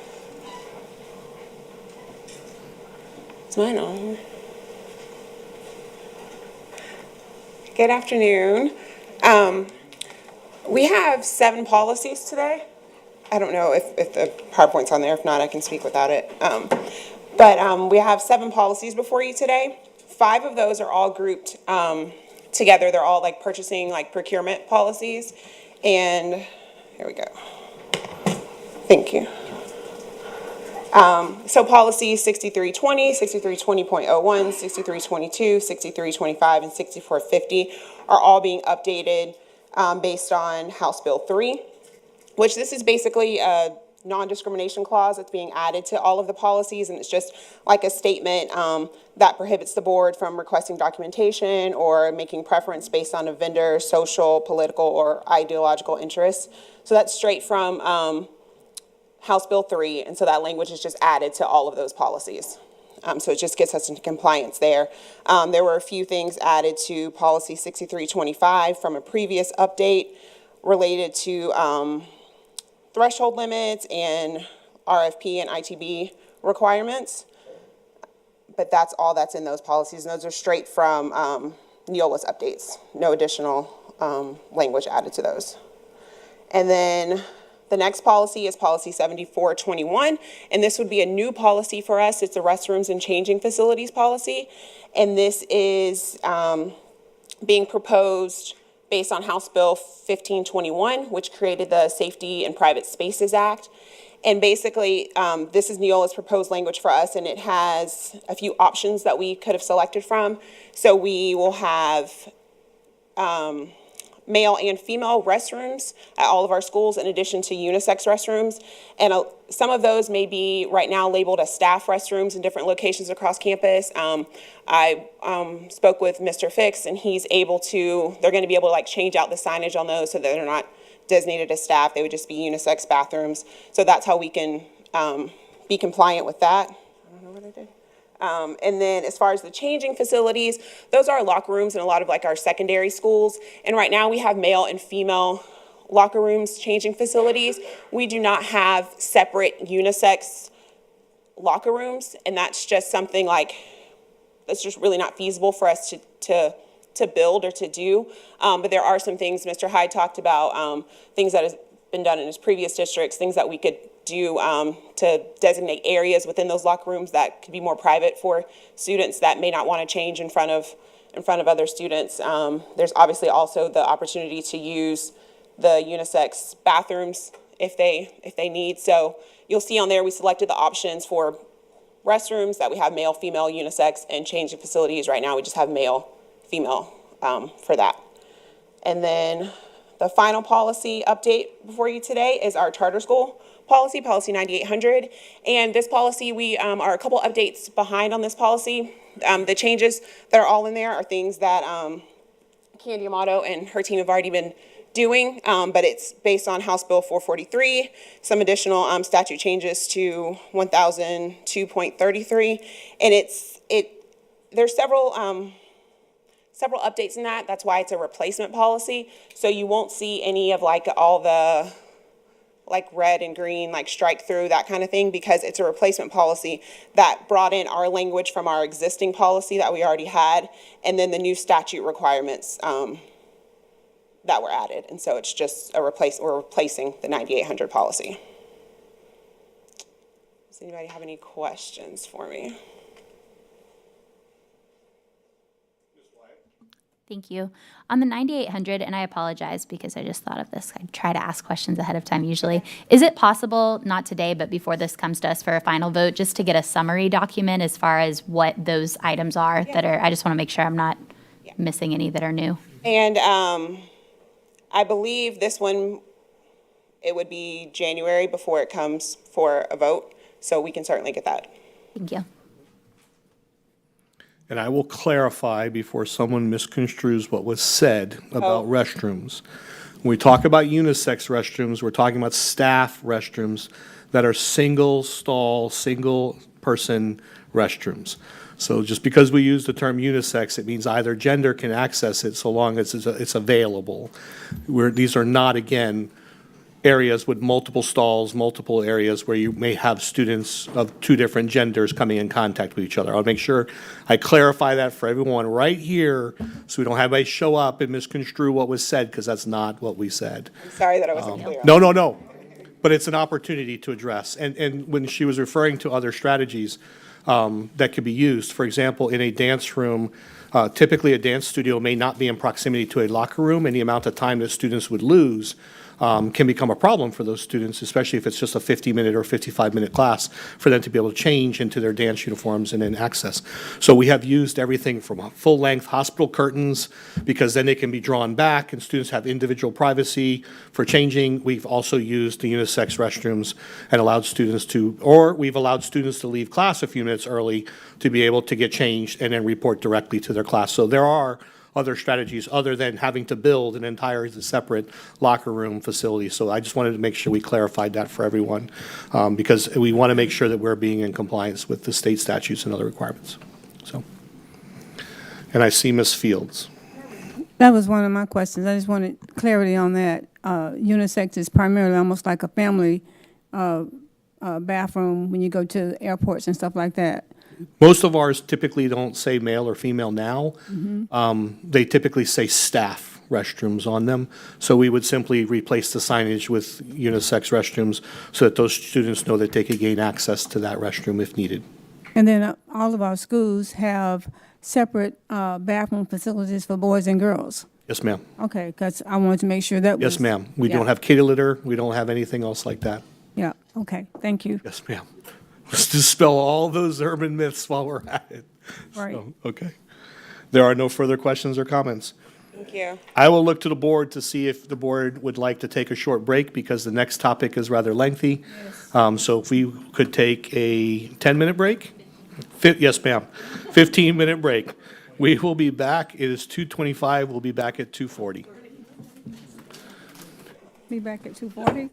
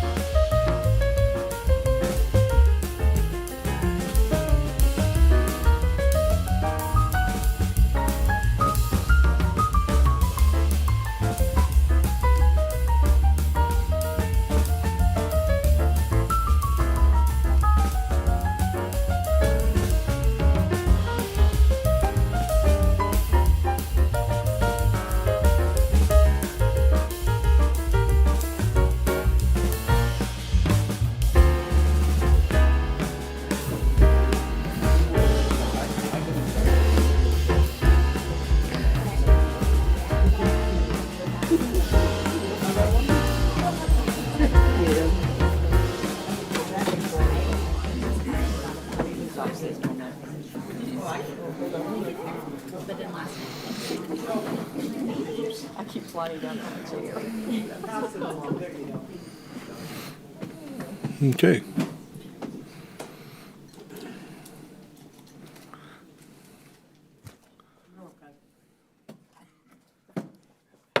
All right, and we are back, and I will hand this meeting back over to Superintendent Hyde. Thank you, Madam Chair. At this time, I'm going to bring Mr. Fix up to the microphone. He's going to provide a brief overview of the new high school relief site. This information will be brought to you each meeting until we bring a final recommendation as far as a proposal to the board, and we anticipate that happening in either December or January. So, Mr. Fix. Thank you, Superintendent Hyde, Madam Chair of the board, and good to be back up a second time at the lectern to speak to you. As the superintendent said, I've just titled this an analysis of 23 BBB and then called it Northeast Relief High School. Generally, it's the one that when we talk about, it's up toward the Point Siena Way, but just for clarity purposes. So today's discussion, I want to kind of break this down into three parts.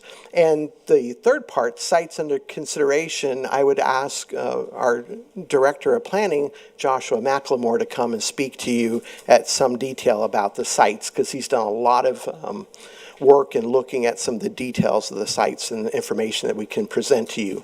One of the sites I think you're familiar with, and the other site we had just, the last time talked, had just received some information, and now we have some more information that we'd like to share with you about that site. But the three things for today's discussion are construction project delivery methods, a square footage comparison, and sites under consideration.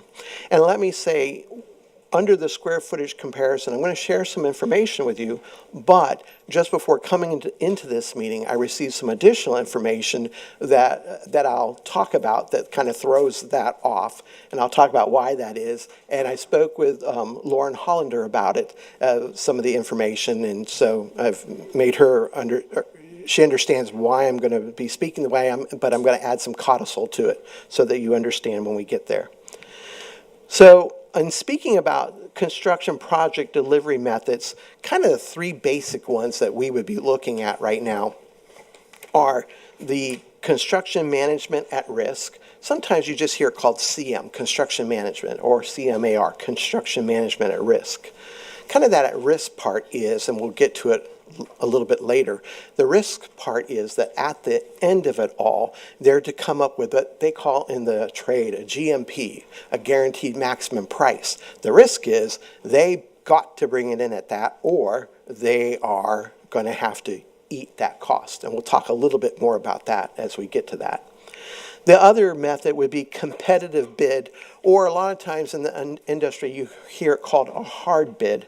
And then the third one that we've seen so far is best fits under the idea of design build, and we'll talk about that in a little more detail.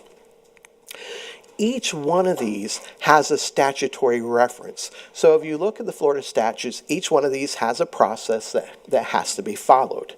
So the construction management at risk, and you can see the statutory requirements there, and you can look at those. And anytime you're feeling a little not able to sleep, you can read those, and I'm sure that will help immediately. But the one thing I want to point out is that each one of these processes requires a minimum of, and I put 30-day advertisement. It's really a 21-day advertisement, but it's a 30-day opening from once you've got the bids in. So it's an open, no matter which one you use, it's an open competitive process. So if you use the CM at risk, and we've actually started down that road already, and I'll talk about that in a minute, you have to open that up for multiple firms to apply for, whether a competitive bid the same way, design build the same way. So now in this next couple of slides, I've just have these diagrams that briefly show us what each of these delivery methods look like. So under construction management at risk, you have you, the owner, the school board, you are interacting with an architect that's your consultant that you hired. In this instance, you have Schinkel Schultz, and then you would have a construction management at risk. And those two firms are working back and forth together, using your facilities list and your ed spec to then design for you the facility that best fits your needs. And that back and forth is so that they can, to some degree, I'll say value engineer, and the reason it's not really value engineer is value engineer really occurs after the design's done and you have to value engineer. So this is like a pre-value engineering where they're going back and forth saying, hey, what materials can we do or what things can we do to get the best prices, or what subs can we use? And it's this whole process where they finally work together in the design and in the construction management to then come up with a guaranteed maximum price for you. So currently, using that process, the district, you had begun that process before I started, or just as I started, and on May 9th, the Schinkel Schultz was given a contract, and their contract was approved, and it's about $5.5 million. That design would be taking largely a very similar design that you have at Davenport, because they're the ones that designed the Davenport, but it's taking, so it would look very much like Davenport, but it would be taking the ed specs for the new high school, and it would be tweaking them for the new high school. Remember, Davenport was built with more of an art component to it, where the newer high school would not have that component, but would have several CTE components that this wouldn't have. So it's still within that same design, but changing within it. Then tonight would be on the agenda would be Wharton Smith is for I have written pending approval for Wharton Smith, and that's about $230,000 for them to overlook that design as Schinkel Schultz is designing it to come up with that guaranteed maximum price. So you had started on that process already. So I have the exact figures here. That is, Schinkel Schultz contract is $5,854,800. The Wharton Smith contract under consideration tonight, which includes pre-construction services and oversight leading to the development of the GMP, is $231,000. Now, under the competitive bid or the hard bid, and a lot of times this type of delivery method is used when it's a smaller building, maybe when it's just a simple addition. Because in this, what one has to do is you have to have your design completely nailed down. It has to be, you have to know your design, have everything worked out. Because when you put this out, whoever is bidding, they are bidding exactly against the design that they're given from the get-go. And if during the process you say, oh, what, you know what, we want to add something to it. It's like, okay, we can do that, but that'll be very expensive to do because we bid based on this design and now you're changing the design. So generally, especially districts, use this when maybe you're adding just a cafeteria, or maybe you're adding maybe a media center. They don't typically, and maybe they might do it even for an elementary school that you've built many a time. But they don't typically do this on something as complex as a high school. But it can be done, and you often get very good prices when you do this. Just don't change the design once you have it out there. And so you, the owner, you have your design complete. You've already worked that out with your architect. You got it all done. Then you bid it out, and the contractor, the GC, and then there's that direct interaction. Now, there's another one, and we use this quite successfully for many years in Palm Beach County. Typically, it was used with elementary schools, but it wasn't only elementary schools. There's something called design build. The way design build kind of works is, or the way we could think of it as working, as we, the owner, you get a design builder, or you have several of them. Remember, in all of these instances, you have several companies that are coming and they're presenting to you. And in this instance, you're looking, it depends on how you tell what your committee to look at. But usually what you would tell your committee is, we want you to look at not just the lowest price, but the lowest price, but also meets our design that we have already said that we would like to have done. So you're getting, in one fell swoop, you're getting the person that's coming in, they're building it, they've brought a design and said, here's our design and here's our price, and away you go. So that would be design build. I don't know if I should stop pretty quick. I'll go on. Now, next thing I wanted to talk about is square footage comparison. And this is where it changes up a bit. What I had initially done when I was looking at this is I had gone by what I had received in a notebook or from PSDS, and I've received some information since then. And so let me first say this. In receiving the information since then and talking to Lauren, I now understand that while what they gave me was a design that they have available, and it's done by an architect who I've known for many years, Renee Tercel of Harvard Jolly, who's designed many schools.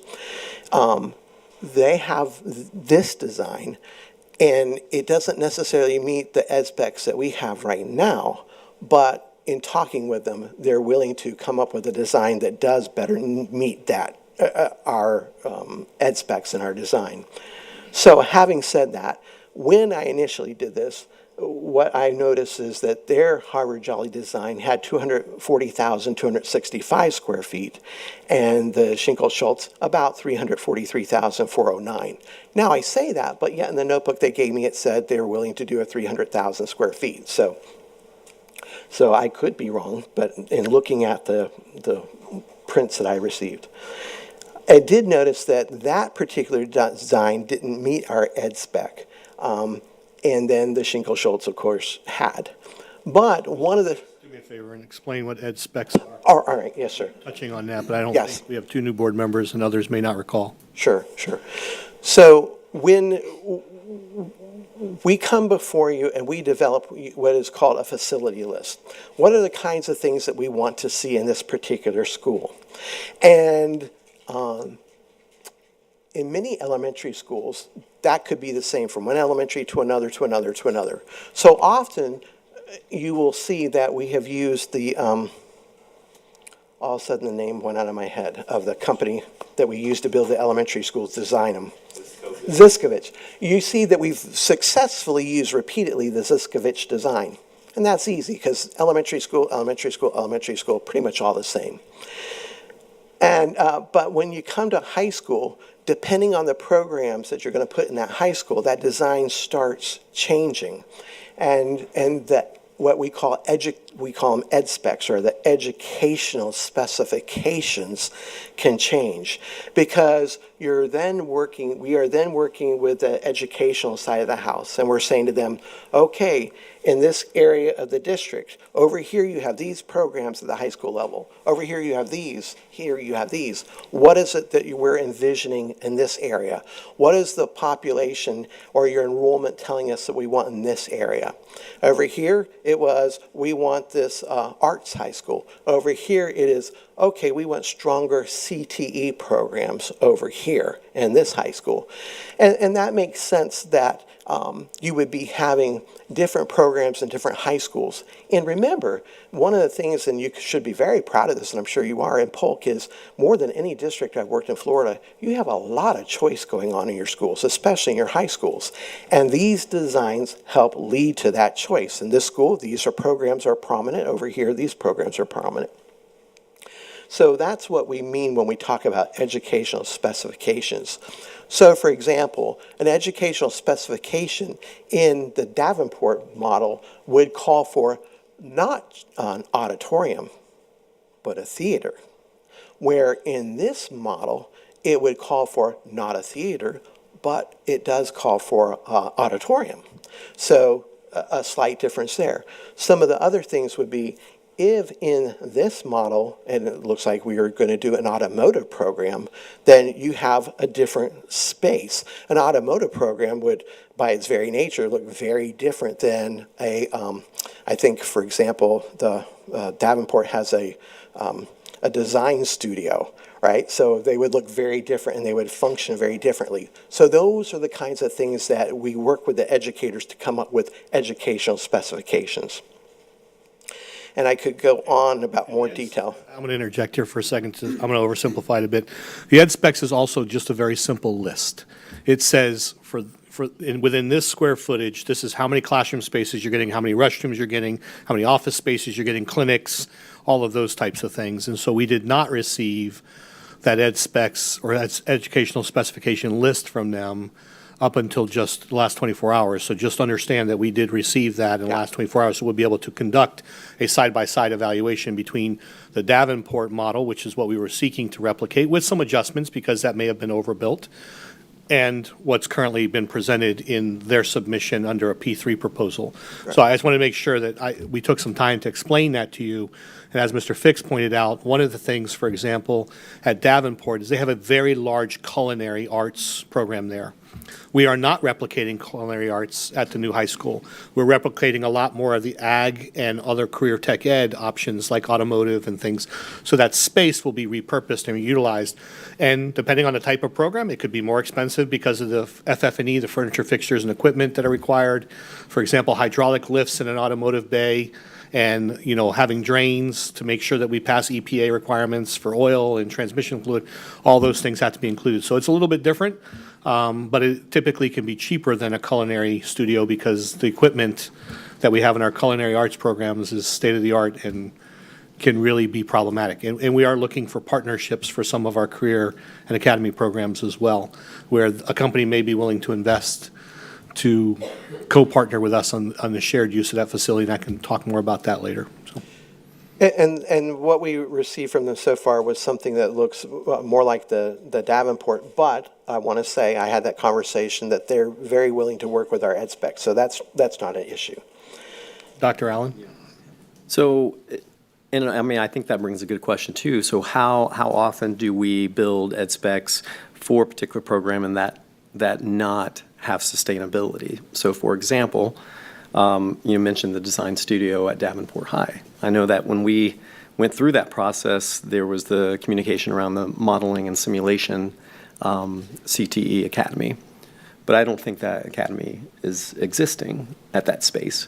So, I'd just be curious too, and how that plays out, over our commitments to particular ed specs in general, but that I don't need that information at this point. Well, kind of to that point, a lot of, angst goes into when this is done, because with the CTE programs, they're thinking about a lot of those kinds of things, like, can we hire the teachers? Will we be able to attract enough students? Can we offer this but not over offer this? Can we offer this in different geographic locations of the county but not too close where we're being ineffective? So it is, a lot of that goes into it. And then you're right, quite frankly, over probably 10 years or more, we probably ought to, and I'm sure they do, should we look at modernizing those spaces to maybe become either something different as industry moves, or should we look to retool those spaces? My son went through an automotive program and does marvelously well, but those programs, as marvelous as they are, you have to think about retooling them every few years as the automotive technology advances, right? Mm-hmm. So, absolutely. Yeah, so I think the follow-up question too is, how often do we go in between these three different methods? So to go back to that, have we always been fixated on that one method? So my understanding is in this district for the past several years, especially for high schools, and this is true of most districts in Florida, they do fixate really on the construction management at risk, because these are very large buildings, complexes. They're very complex by their nature. Like I said, the hard bid is typically the hard bid, now that we have built the, why am I drawing a blank on the name all the time? Ziskovich model so many times, maybe it might be time to think about trying a hard bid on that design because we've used it so many times. For example, we are, and I don't know which method we're using. I don't think we're using hard bid. I could be wrong. But at Spook Hill, where we're just doing the cafeteria, that's something that could lend itself to just doing a hard bid, where it's just that single building.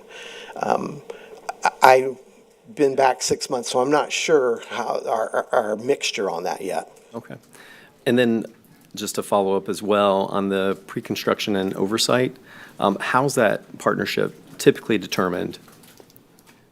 In the CM process, the oversight is, there are the meetings between our staff, the CM, and the architect, where we go back and forth over the designs. One of the advantages that a CM at risk has is you don't have the delay of making sure you have the design completely nailed down. So you can kind of proceed to a degree. Now, there's some codicils to that because you still want to stay within that GMP, that guaranteed maximum price. But there are some abilities to say, okay, we didn't spend as much in this area, so we can move this funds or what we had put in funding in this area over to this part of the building where we want to add some more spaces or whatever. Okay. Does that answer? I think we're getting it. Okay. Thank you. Yes, sir. So now I want to go to looking at, did I go through all of those? Wow, yeah, I guess I did. I want to go over sites for consideration. At this point, I want to hand this over to Mr. McLemore. He's done a lot of research on these sites and has some good information, and I think you'll like hearing what he has to say. Mr. McLemore. Good afternoon, Madam Chair, board members. Thank you, Mr. Fix. So again, we're going to be rehashing some slides that this board has already seen. The first series are going to be depending on whom, it goes by multiple names. This is, the first site will be from what has been proposed to the school district from PSDS. And other avenues, it's also referred to as the Bowman property. And the other site that has recently come to our attention is, we're referring to it as the McTier site. But again, key takeaway here from this aerial is that they're in relative close proximity. Okay, so again, for the Bowman property again, we're talking up in the northeast part of the Polk County. We're on the south side of Lake Hatchinaha Road, south of the intersection of Marigold Avenue. Again, both those major roadways are county maintained. And again, just on the south side of the county's Point Siena Community Park area. Now, in terms of total acreage, that we really can't give you a finite acreage amount here because it's going to be dependent on the actual footprint of the high school design. And the property, it's outlined in orange, but then you see that little gap in between. Well, that's just because there's a spite strip. They still own all of that. It's just it goes under a different parcel ID number.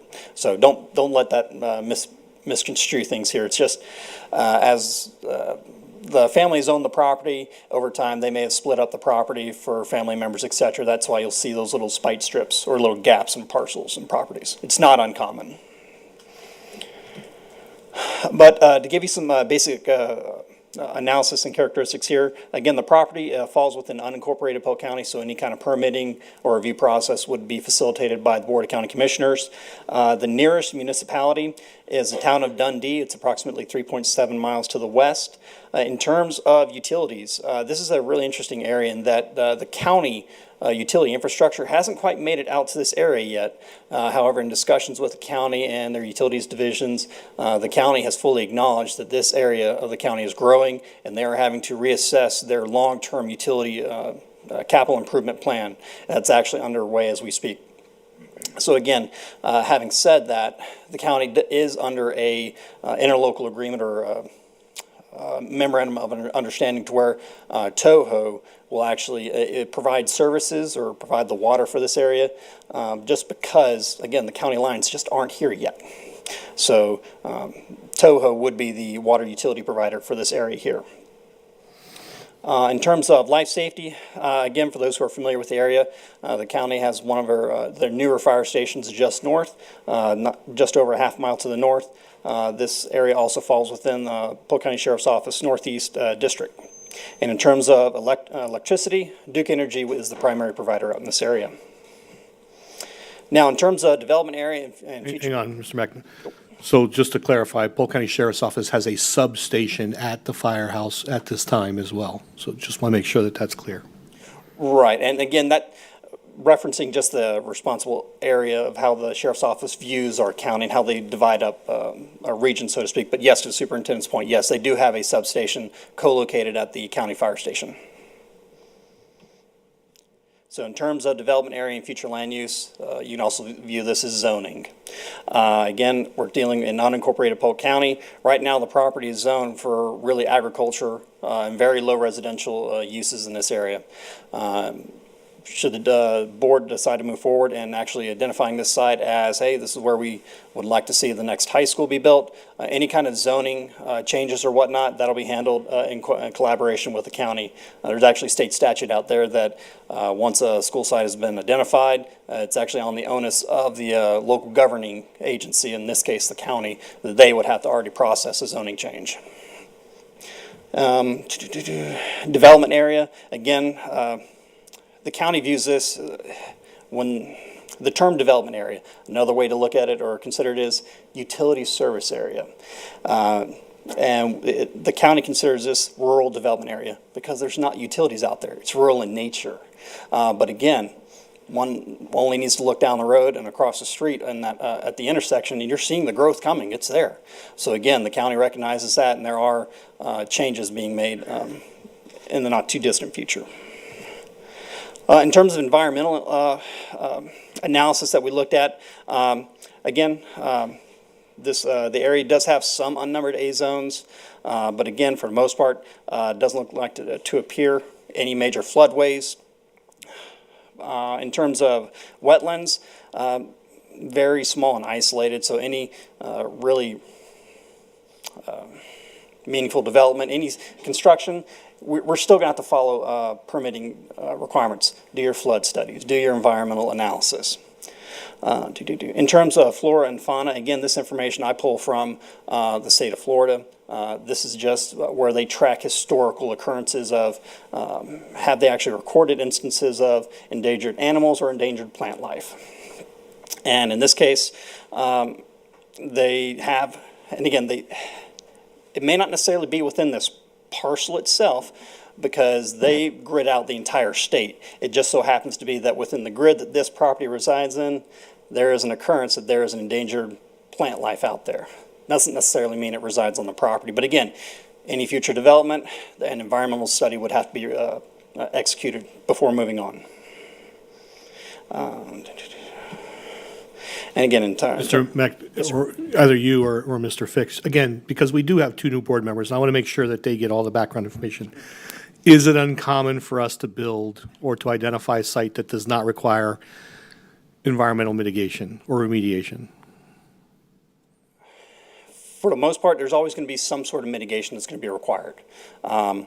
Again, for the most part, in terms of development industry, all the easy lands have already been developed. Those that are left remaining undeveloped, there are going to need to be some mitigation factors accounted for, whether it's environmental or something to do with animals or plant life for sure. So it's not going to be uncommon moving forward that we're going to have to address some sort of mitigation factors for environmental. And as was pointed out, there's probably arguably far fewer on this property because it is pasture land versus the property that was immediately across the street, which was largely undeveloped. We knew that there would be some environmental concerns there. The community had shared some of the environmental concerns with us at the time.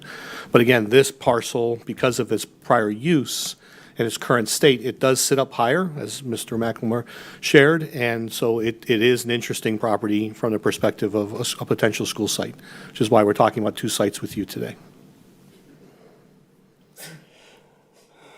In terms of soils, Again, for the most part, well-drained soils.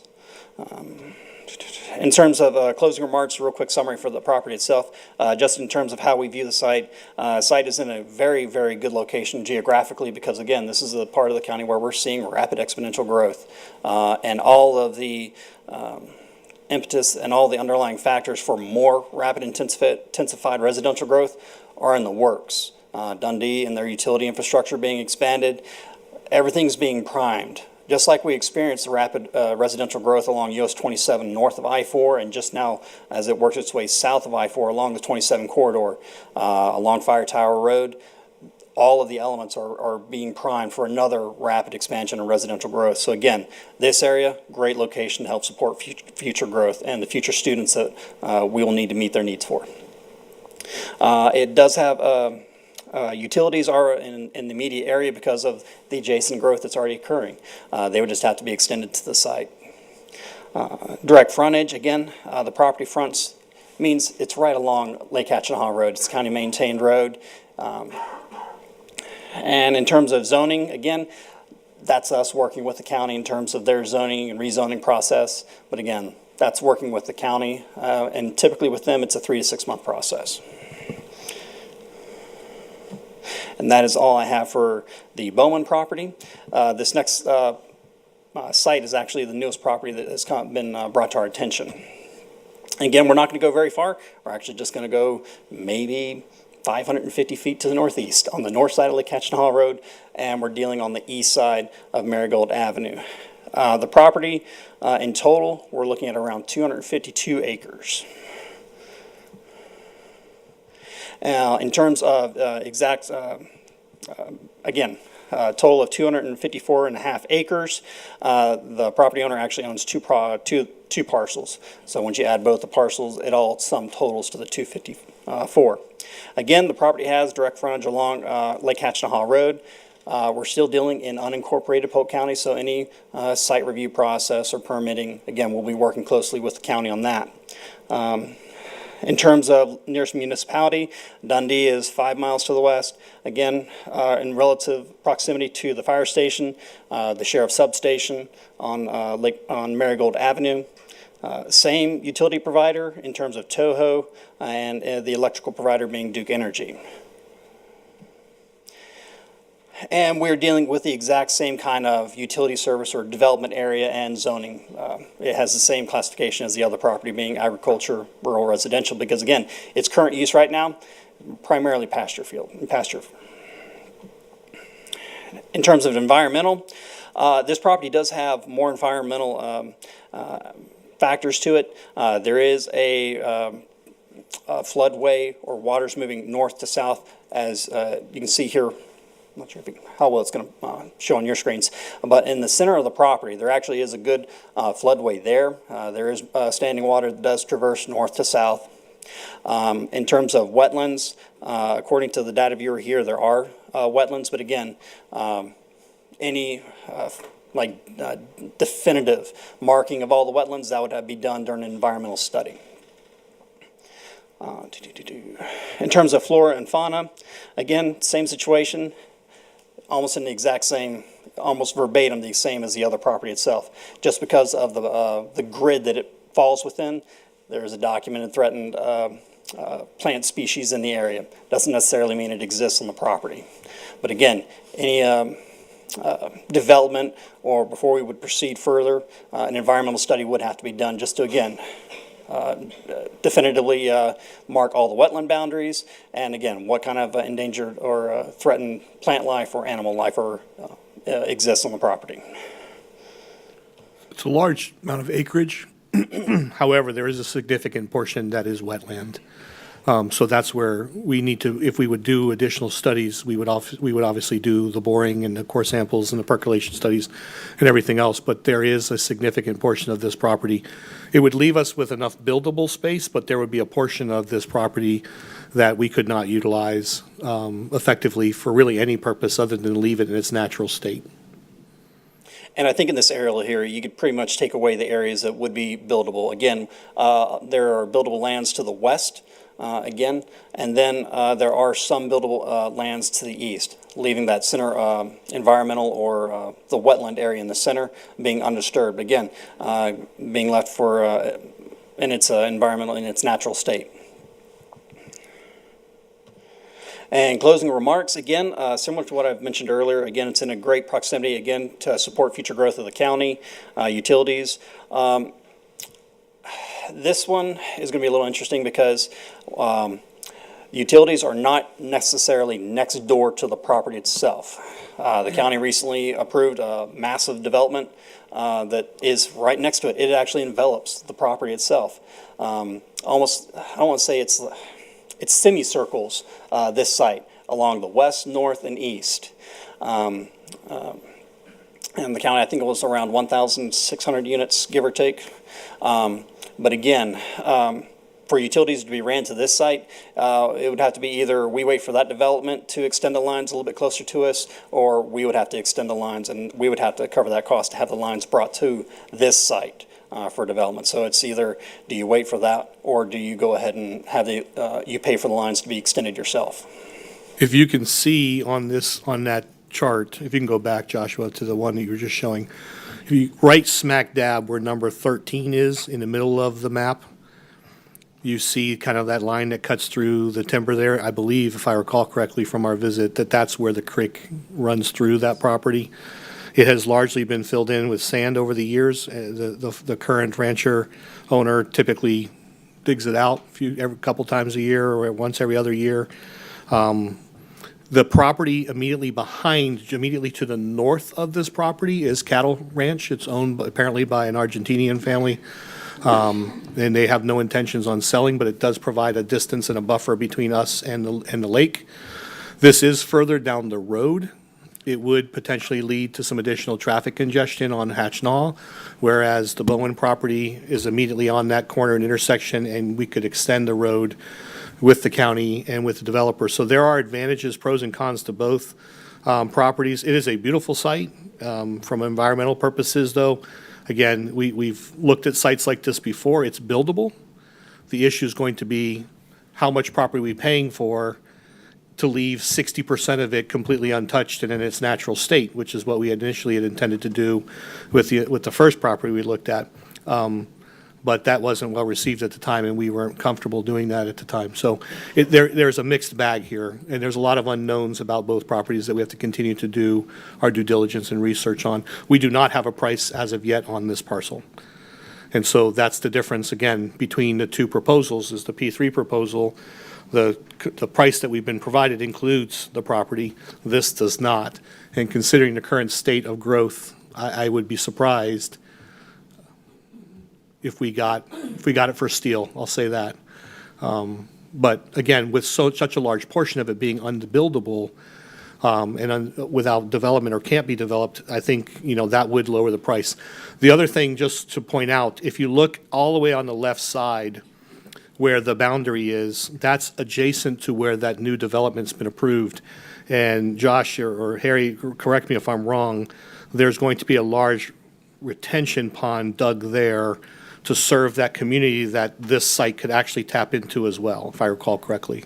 Yes, based on the conceptual design that was presented at the Planning Commission and Board of County Commissioners, the applicant's design did call for a stormwater pond that runs north to south. It's actually pretty massive in comparison for what we would expect. But again, conversations could be had to see if we couldn't possibly tap into it. But again, if nothing else, that stormwater pond serves as yet another way to set back residential homes from a high school. So you have that buffer, so to speak, of transition space. Thank you. And that is all I have, pending your questions. Dr. Allen. So on slide 24, it's got the star. That's where the proposed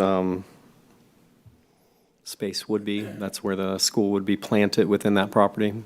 No, that's just general markings, not necessarily. Is this the slide you're referring to? No.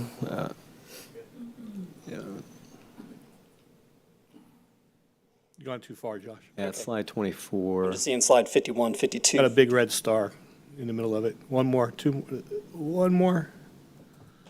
There it is. Yeah, right there. That's just general marking. It's not necessarily where we would be planning a high school We wouldn't know that yet. until we get like an environmental study. Yeah, if anything, that would be the furthest from where we would actually be building anything. Right, so you would be looking to go Further to the more on west, the east. or to your left, or further to the east, which is to your right. And the adjacent parcel is the one that came to us last November, correct? Correct. Okay.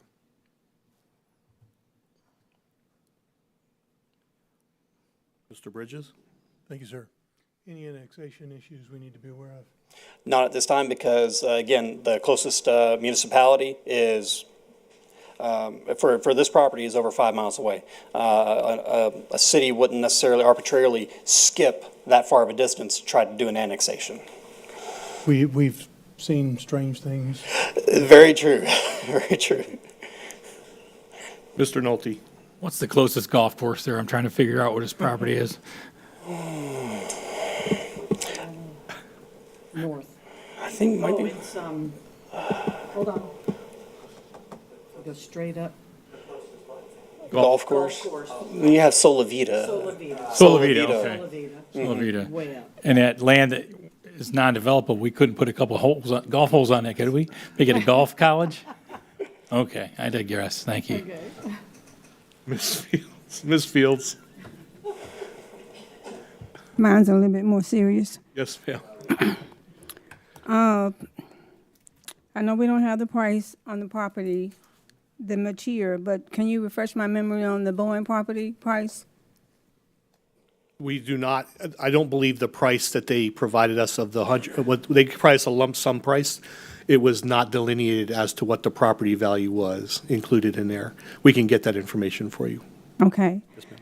And then how involved has the county's planning staff been in this process? Have they been involved at all? They have. Okay. And so the next step for us is, once we identify a site, then we have to go through the site selection process and committee. There's two pathways for that. We can do it, or actually the developer can do it and get a letter from the county saying that it meets all the criteria, and then they basically hand that off to us. In this case, we would probably work directly with the county to go through the site selection committee for transparency reasons and other reasons. Right, we've always pretty much done that. But yes, we keep them informed. We've talked to them about future developments. We've talked to them about the two sites, pros and cons, what do they see as far as, when we heard from the stakeholders who live in that community as far as the density or the number of cars that may be on the road sporadically throughout the day during the morning hours and the afternoon dismissal time. Are there concerns with that? What are they doing for that intersection? We wanted to make sure that the firehouse was going to be completed, the police substation would be there. So, as from a service perspective, we stay in constant contact with the county about this and other projects. And do we know how long an environmental study will take? We have to do it in the spring, correct? Isn't there a timeline on it? So for sand skinks, we are limited to only doing that kind of an animal study in the month of March. So again, it would take several months. In the what'll happen is we're having a phase one done, but also the appraisal done. So we're having appraisal done and a phase one done. If during the phase one they think there might be sand skinks, then that would kick into place, that we would do a phase two, and then that would have to occur in March. But the phase one environmental should be done here not too long of a time. They don't take an extraordinary amount of time for the phase one.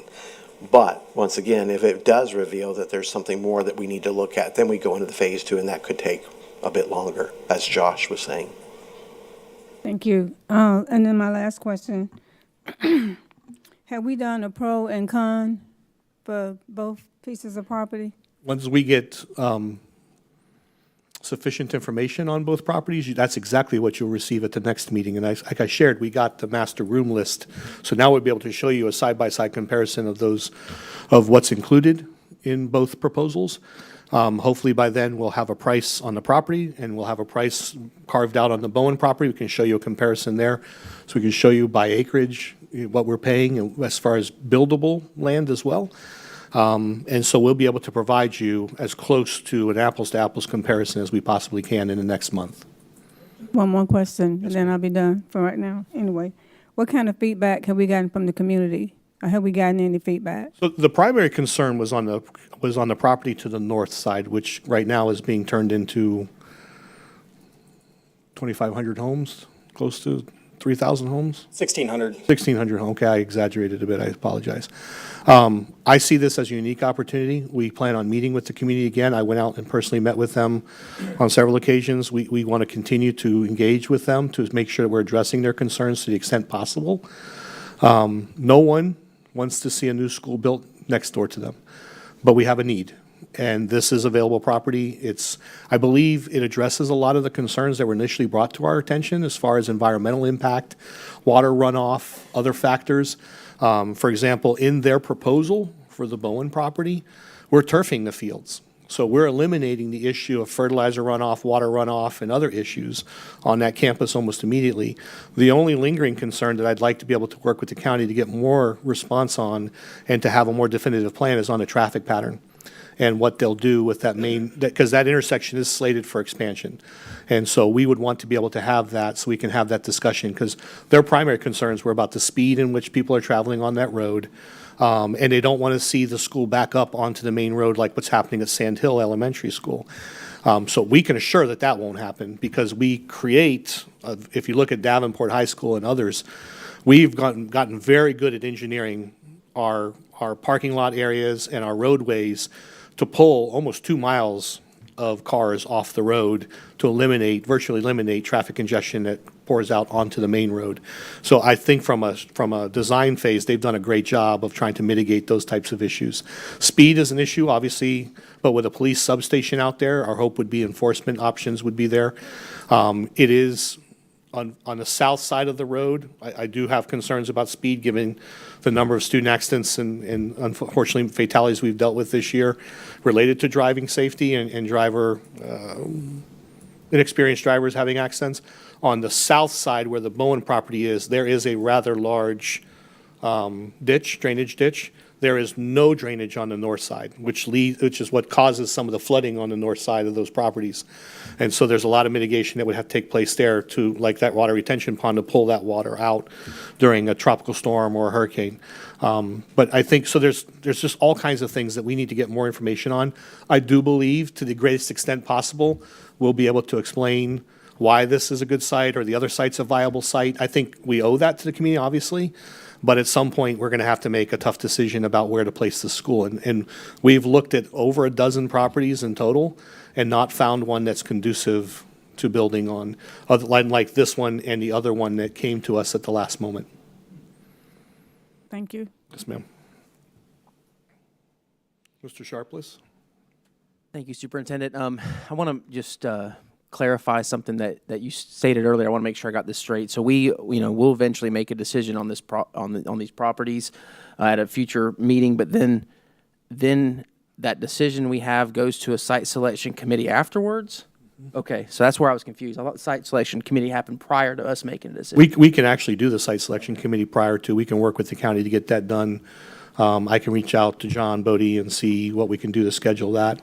Has to be noticed, and so we will make sure we do it in accordance with the statute. And so I also had a question for, I guess either one of you. You mentioned earlier, Superintendent Hyde, about we have approximately 3,500 students leaving Polk County going to Osceola County? Yes. We do. Okay, and so do you know about how many of those will be high school students?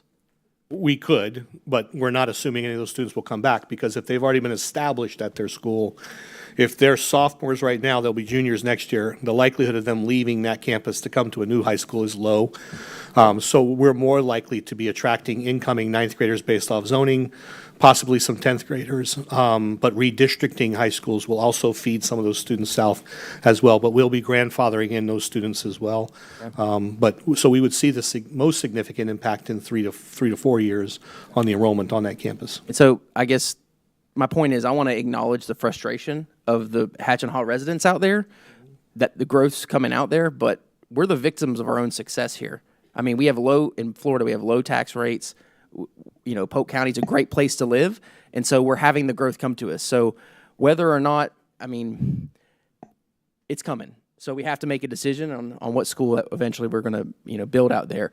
I personally just want to mention that I like the Bowen property because of that, how it tees right there with Marigold Avenue, as well as if you look at the map, Fire Tower Road. As someone, I was a former FFA member. I go out to the FFA Leadership Training Center many times. It's on the very end of that Fire Tower Road. We could easily divert traffic. If you want to talk about taking traffic off of Lake Hatchenhaw Road, if we pulled it down there to Fire Tower Road, that takes a lot of cars off of Lake Hatchenhaw Road, which I think would be beneficial. So I think overall it just less mitigation, I think, because that other property is pretty wet. The Bowen property is not as wet. It just, I don't know, just to me it makes more sense. And I appreciate the fact that that we have options to look at, but it makes a lot of sense to me with this Bowen property. So that's where I'll leave there. There are no further questions or comments. Thank you, sir.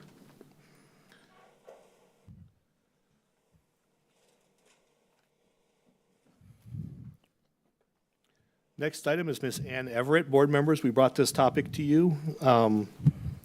At a most recent workshop, we talked about an early release or late start option for juniors and seniors who met certain criteria. Ms. Everett's here to provide you with an update.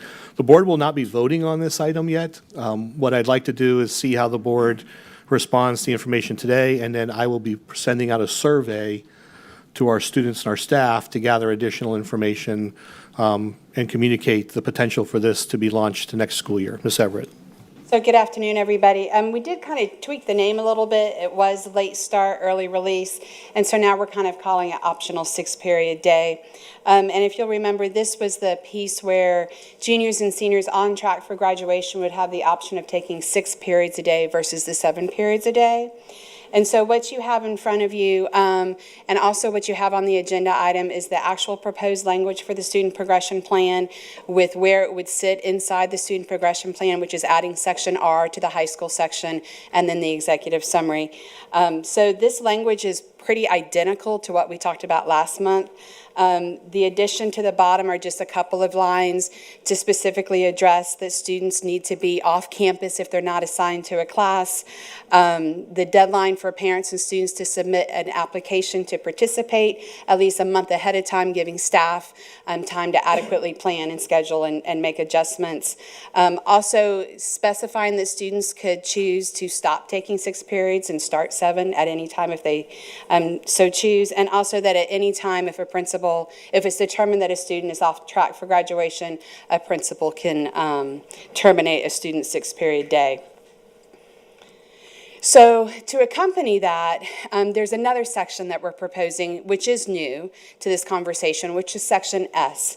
So while we know that the 6 periods a day meets the seat time for students for funding purposes, we do have to ensure that students in high school have 900 net hours of instruction for the year, which on a 6-period day, they absolutely do meet that. However, there's no cushion, if you will, if we were to have a hurricane, half days, those types of things. So we're adding section S, which is going to be called Required Virtual Learning Component. And so what we're asking is that all high schools, all face-to-face traditional brick and mortar classes, every class would incorporate 1 hour, equivalent of 1 hour learning experience virtually for each of their classes. And that would be 1 hour per quarter. So that nets us 28 for a 7-period day of hours of instruction, or 24 for students participating in 6. This has a couple of different benefits for us. One, it ensures the cushion. If we were to have a hurricane day and we need to close schools, that we don't have to make up every single day because we've got that cushion for instructional hours. The other thing is that now that the state, beginning this year, has daggered the online virtual learning component, the online course for graduation requirements, this ensures that we're still providing a distance learning opportunity for all of our students in a variety of classes, which will, take the form of different types of assignments and different courses, because they still need to have those skills. Right? We know that virtual learning, whether it's for workplace or for student educational purposes, is here to stay. And so this will ensure that students are still being exposed to a variety of distance learning options, even though it's not required for graduation. And so that language is proposed as well. And again, that's required virtual learning component. And then the last piece that's included is the application. I know we talked a little bit last time about ensuring that good counseling is being provided to students and parents when they select this option, pros and cons depending on their post-secondary plans. So you have a copy of the application in the packet as well.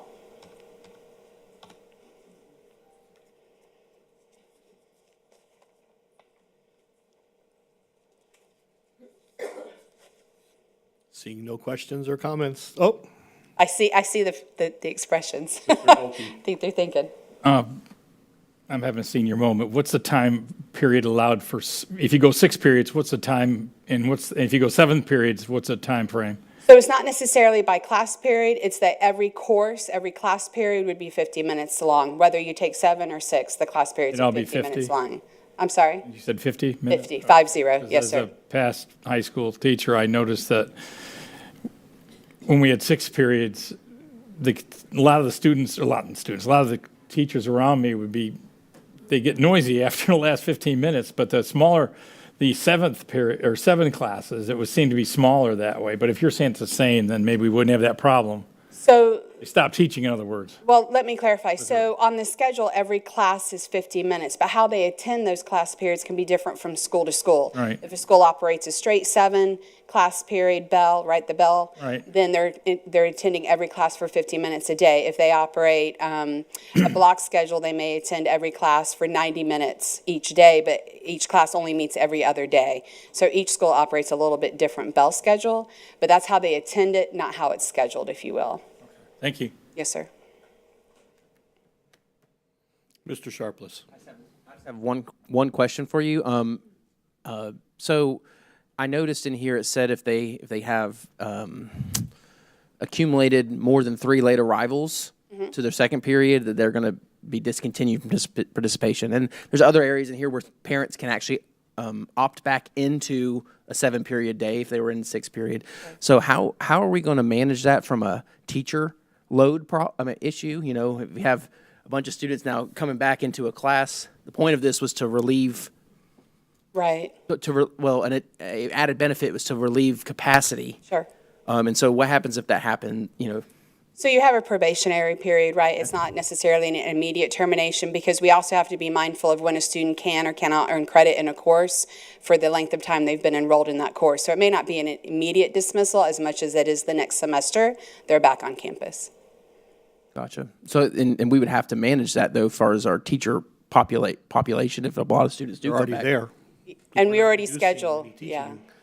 Positions. So what this did was created additional flexibility to reduce overall classroom sizes. The school is still going to be allocated the same number of teaching staff. However, if 400 to 500 kids choose to take part in early start or late release, Optional late start, 6-period day. optional 6-period day, then we're reducing the overall enrollment on campus during that particular time frame. I do not, under any circumstances, believe that you're going to see a massive number of students who violate the contract and have to be returned. Again, having done this Privilege, from yeah. personal experience, these students will work harder to make sure that so you're going to see a handful of students. But again, the allocation remains. Those sections are still there on campus. So if a student has to return, they're just going to be reassigned to a different section. With privilege comes responsibility, right? And I will say, the schools are really great. We have kids that come and go on every single day that we're in session. And so we adapt and pivot as we need to best meet the needs of the kids. And the period they'd have to come back for. So let's say they did have too many repeated tardies and they were placed on probationary warning and then the behavior continued. They're already in their core classes during the day based off their abbreviated schedule. They're going to have to pick up an elective or some other academic course. So we have a lot more flexibility there than one would think because it's not like I have to reassign that student to a new geometry class because they're already taking it already during their course schedule. So it creates far more flexibility for us and for students than not. And again, historically, I've just not seen a pattern like that emerge. Yeah. But I think that gets back to Ms. Fields' point last time. Many of you had the similar comments. Ms. Cunningham and others, to make sure that we counsel students appropriately and their parents so they understand the expectations, they understand the ramifications of their decisions, and we want to help them make an informed decision. I did receive multiple letters from students from a class. Had the opportunity to go out and speak to several civics classes, and I brought this topic up to them to say, have you heard about this? They had, and we asked for their thoughts, and many of them sent me letters. I'll be scanning those to you so you can see those. And several of them said, listen, I'm a senior, this won't impact me, but I wish we'd had this, because it creates a lot more flexibility for them with travel time for dual enrollment and other options that they're pursuing, because right now we have some restrictions on dual enrollment because they can't physically get to the campus in time either. So and for work, for other things, it creates a lot more flexibility for families.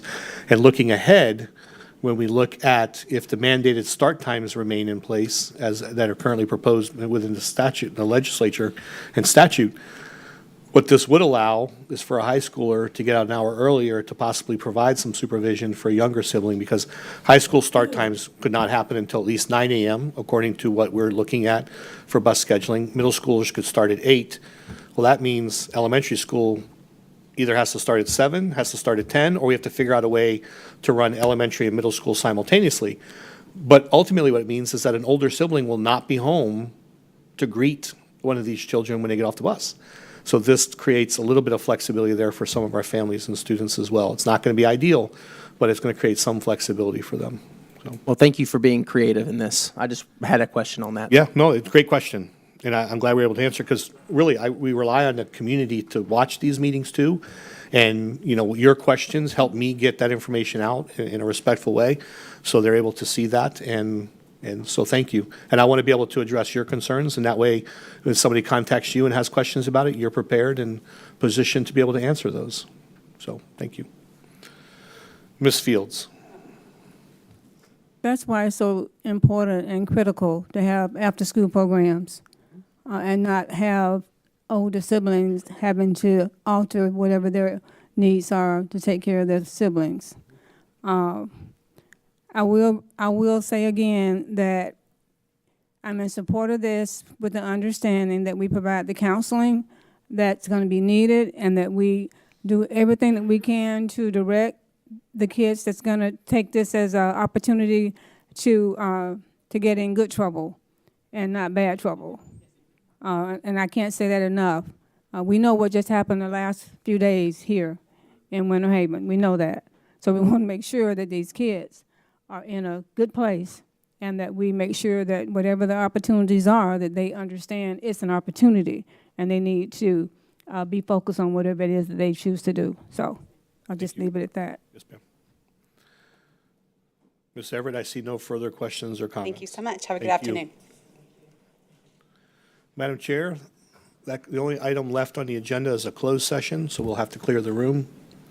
Mr. Butler will lead us in that discussion.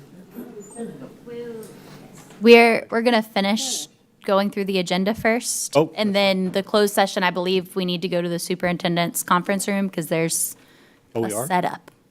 So check your email. You'd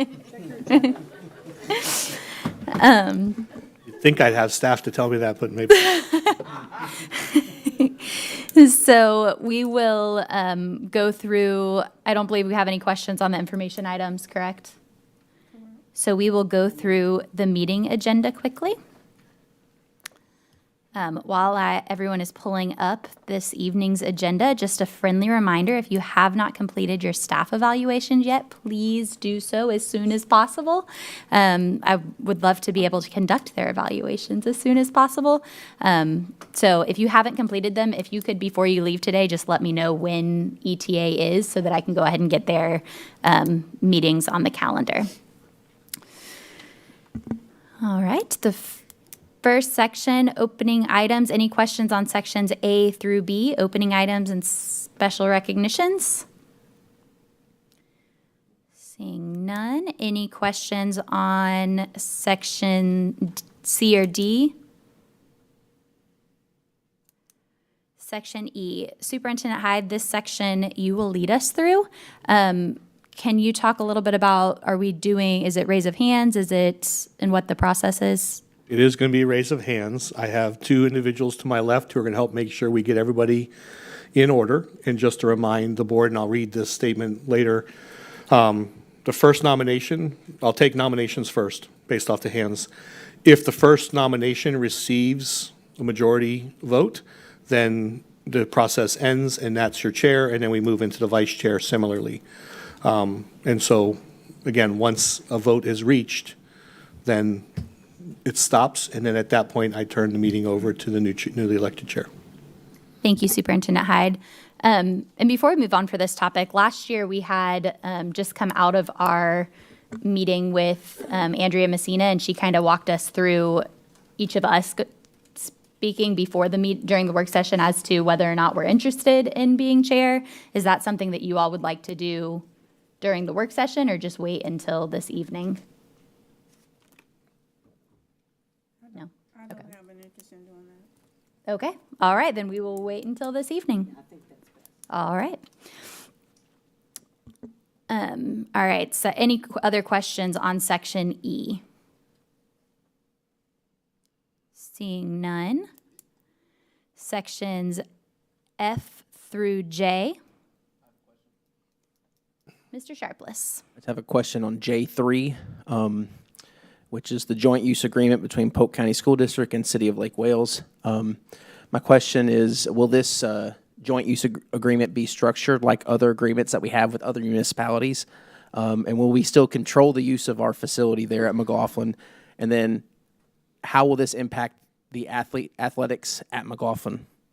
So the answer to the first two questions is yes.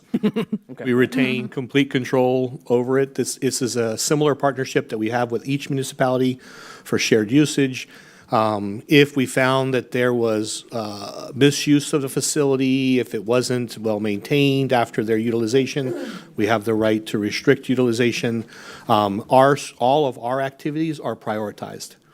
And so we, just similarly like we did with the City of Winter Haven, when they agreed to pay for a part of the turfing, the agreement was, we will establish our athletic and competitive schedules for marching band and everything else, and then we'll provide the city with the remaining dates that they can use that facility. So we always prioritize our utilization based off our existing systems or schedules or our existing partnerships.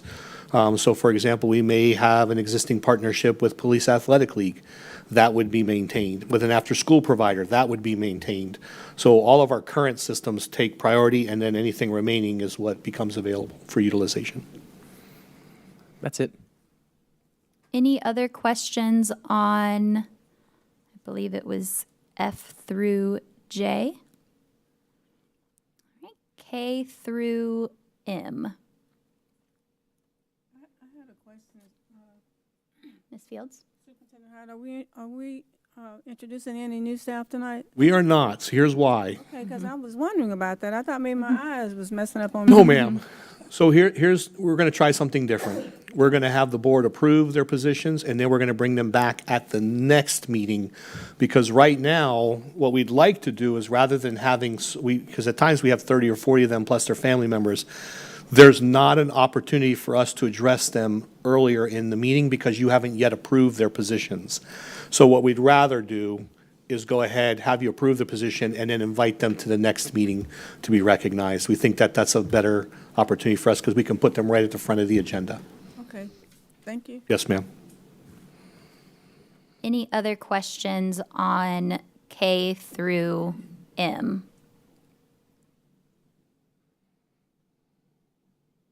All right, seeing none. N through O.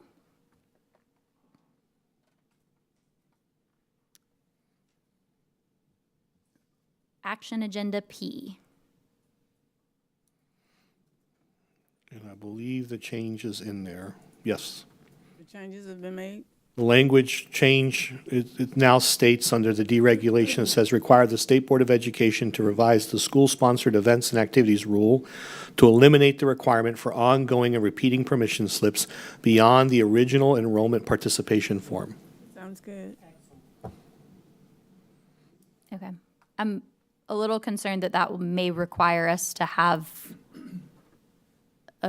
is that the enrollment and registration form for the school or for the club and activity, which we must have, so that we can make sure that we're compliant with statute.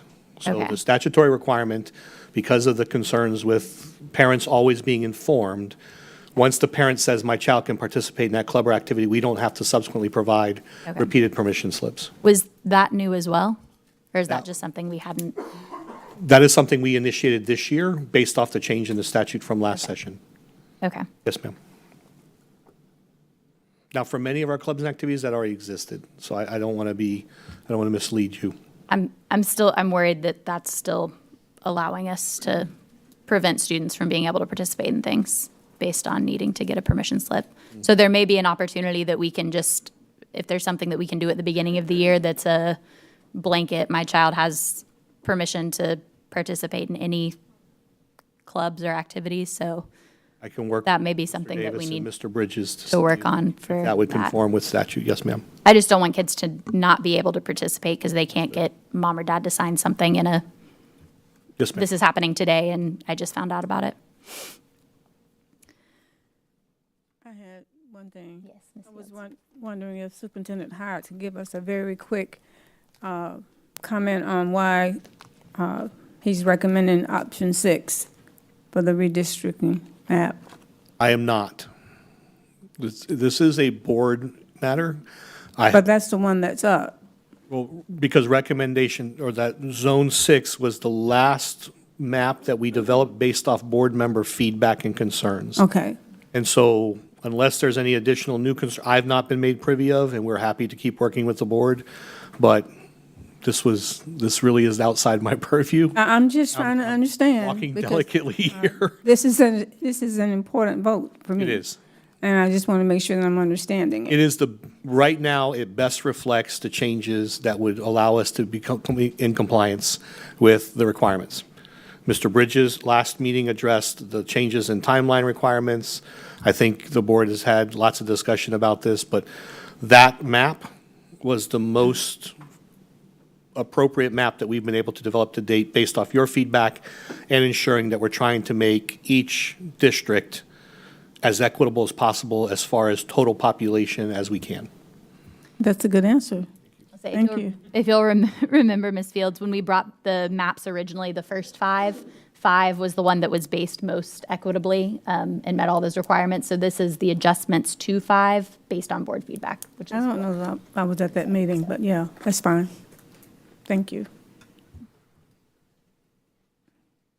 Any other questions on P? All right, superintendent's report. Yes, ma'am. You'll have a report. Mr. Bridges. Madam Chair, with your forbearance, I had received a request to advertise a public hearing at the January board meeting. It came in too late to get on the agenda for today, but in order to avoid a time crunch by bringing the request in December, if you would give me the leeway to go ahead and request a public hearing at the January board meeting to address changes to the student progression plan. And I'll just bring that to you tonight off the cuff, and it won't require anything other than a so move and a vote. And that will come to us and before then, correct? Yes, ma'am. Yes, ma'am. It will come to you. We just wanted to make sure that we got it advertised in time, and we were concerned about the way the dates fall. Thank you, Mr. Bridges. Thank you, ma'am. Auditor's report, no report. And then we'll go into board member reports and then public comment.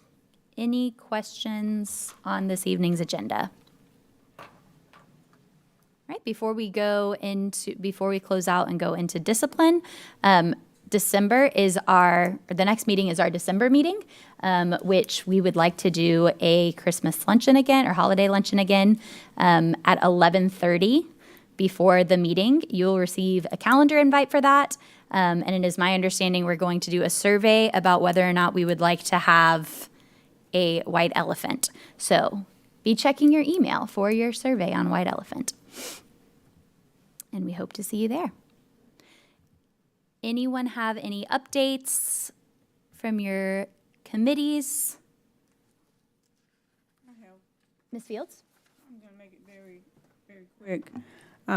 But as you all know, I serve on the Health Strategy Committee, and we've been having quite a few meetings. and they've been very productive. We have one again on Friday. And I just wanted to kind of give you all a couple of highlights of the areas that we've been pursuing and discussing.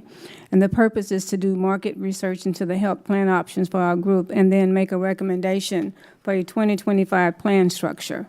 And we have provided background and features about current program. We've been given that by the staff, included value-added features and an update on the financials of the health fund that we currently have in place. And plan design and costs for the top 10 districts have also been shared. So it's interesting to see what other districts are doing in the area of healthcare. And Osceola Schools provided an overview of their plan, including lessons learned. That was very valuable. And they've been able to do some unique things, and I don't know that we're going to be able to do all of what they're doing, but maybe we might be able to do like a smorgasbord of some of the things that they might be doing that's been beneficial for them. And our consultant, Jan Bush, I think everybody knows Jan. She comes to a lot of our meetings. She's approached those that would be able to offer a comprehensive program for a group our size, and we started having them to come and to do presentations. And we've been starting our meetings as early as 9 and finishing up about 1. So it's been a long day, but it's been good work. And we hope to have all these interviews and presentations completed by the end of December. And then I think the biggest opportunity and challenge has been prescription drugs and navigation services and how we're going to be able to pursue that. And then in January, we hope that we'll be done and that we'll be able to make a recommendation to the superintendent, and then he'll be bringing it to the board for consideration. Awesome. Thank you for that update. Anyone else have any updates from committees? I believe we have a few of you going to FSBA next week, so we'll look forward to those updates in 2 weeks. Next week's Thanksgiving, so we'll look forward to those updates at our December meeting. All right, with no further business to come before the board during work session, this meeting is adjourned. And if we could.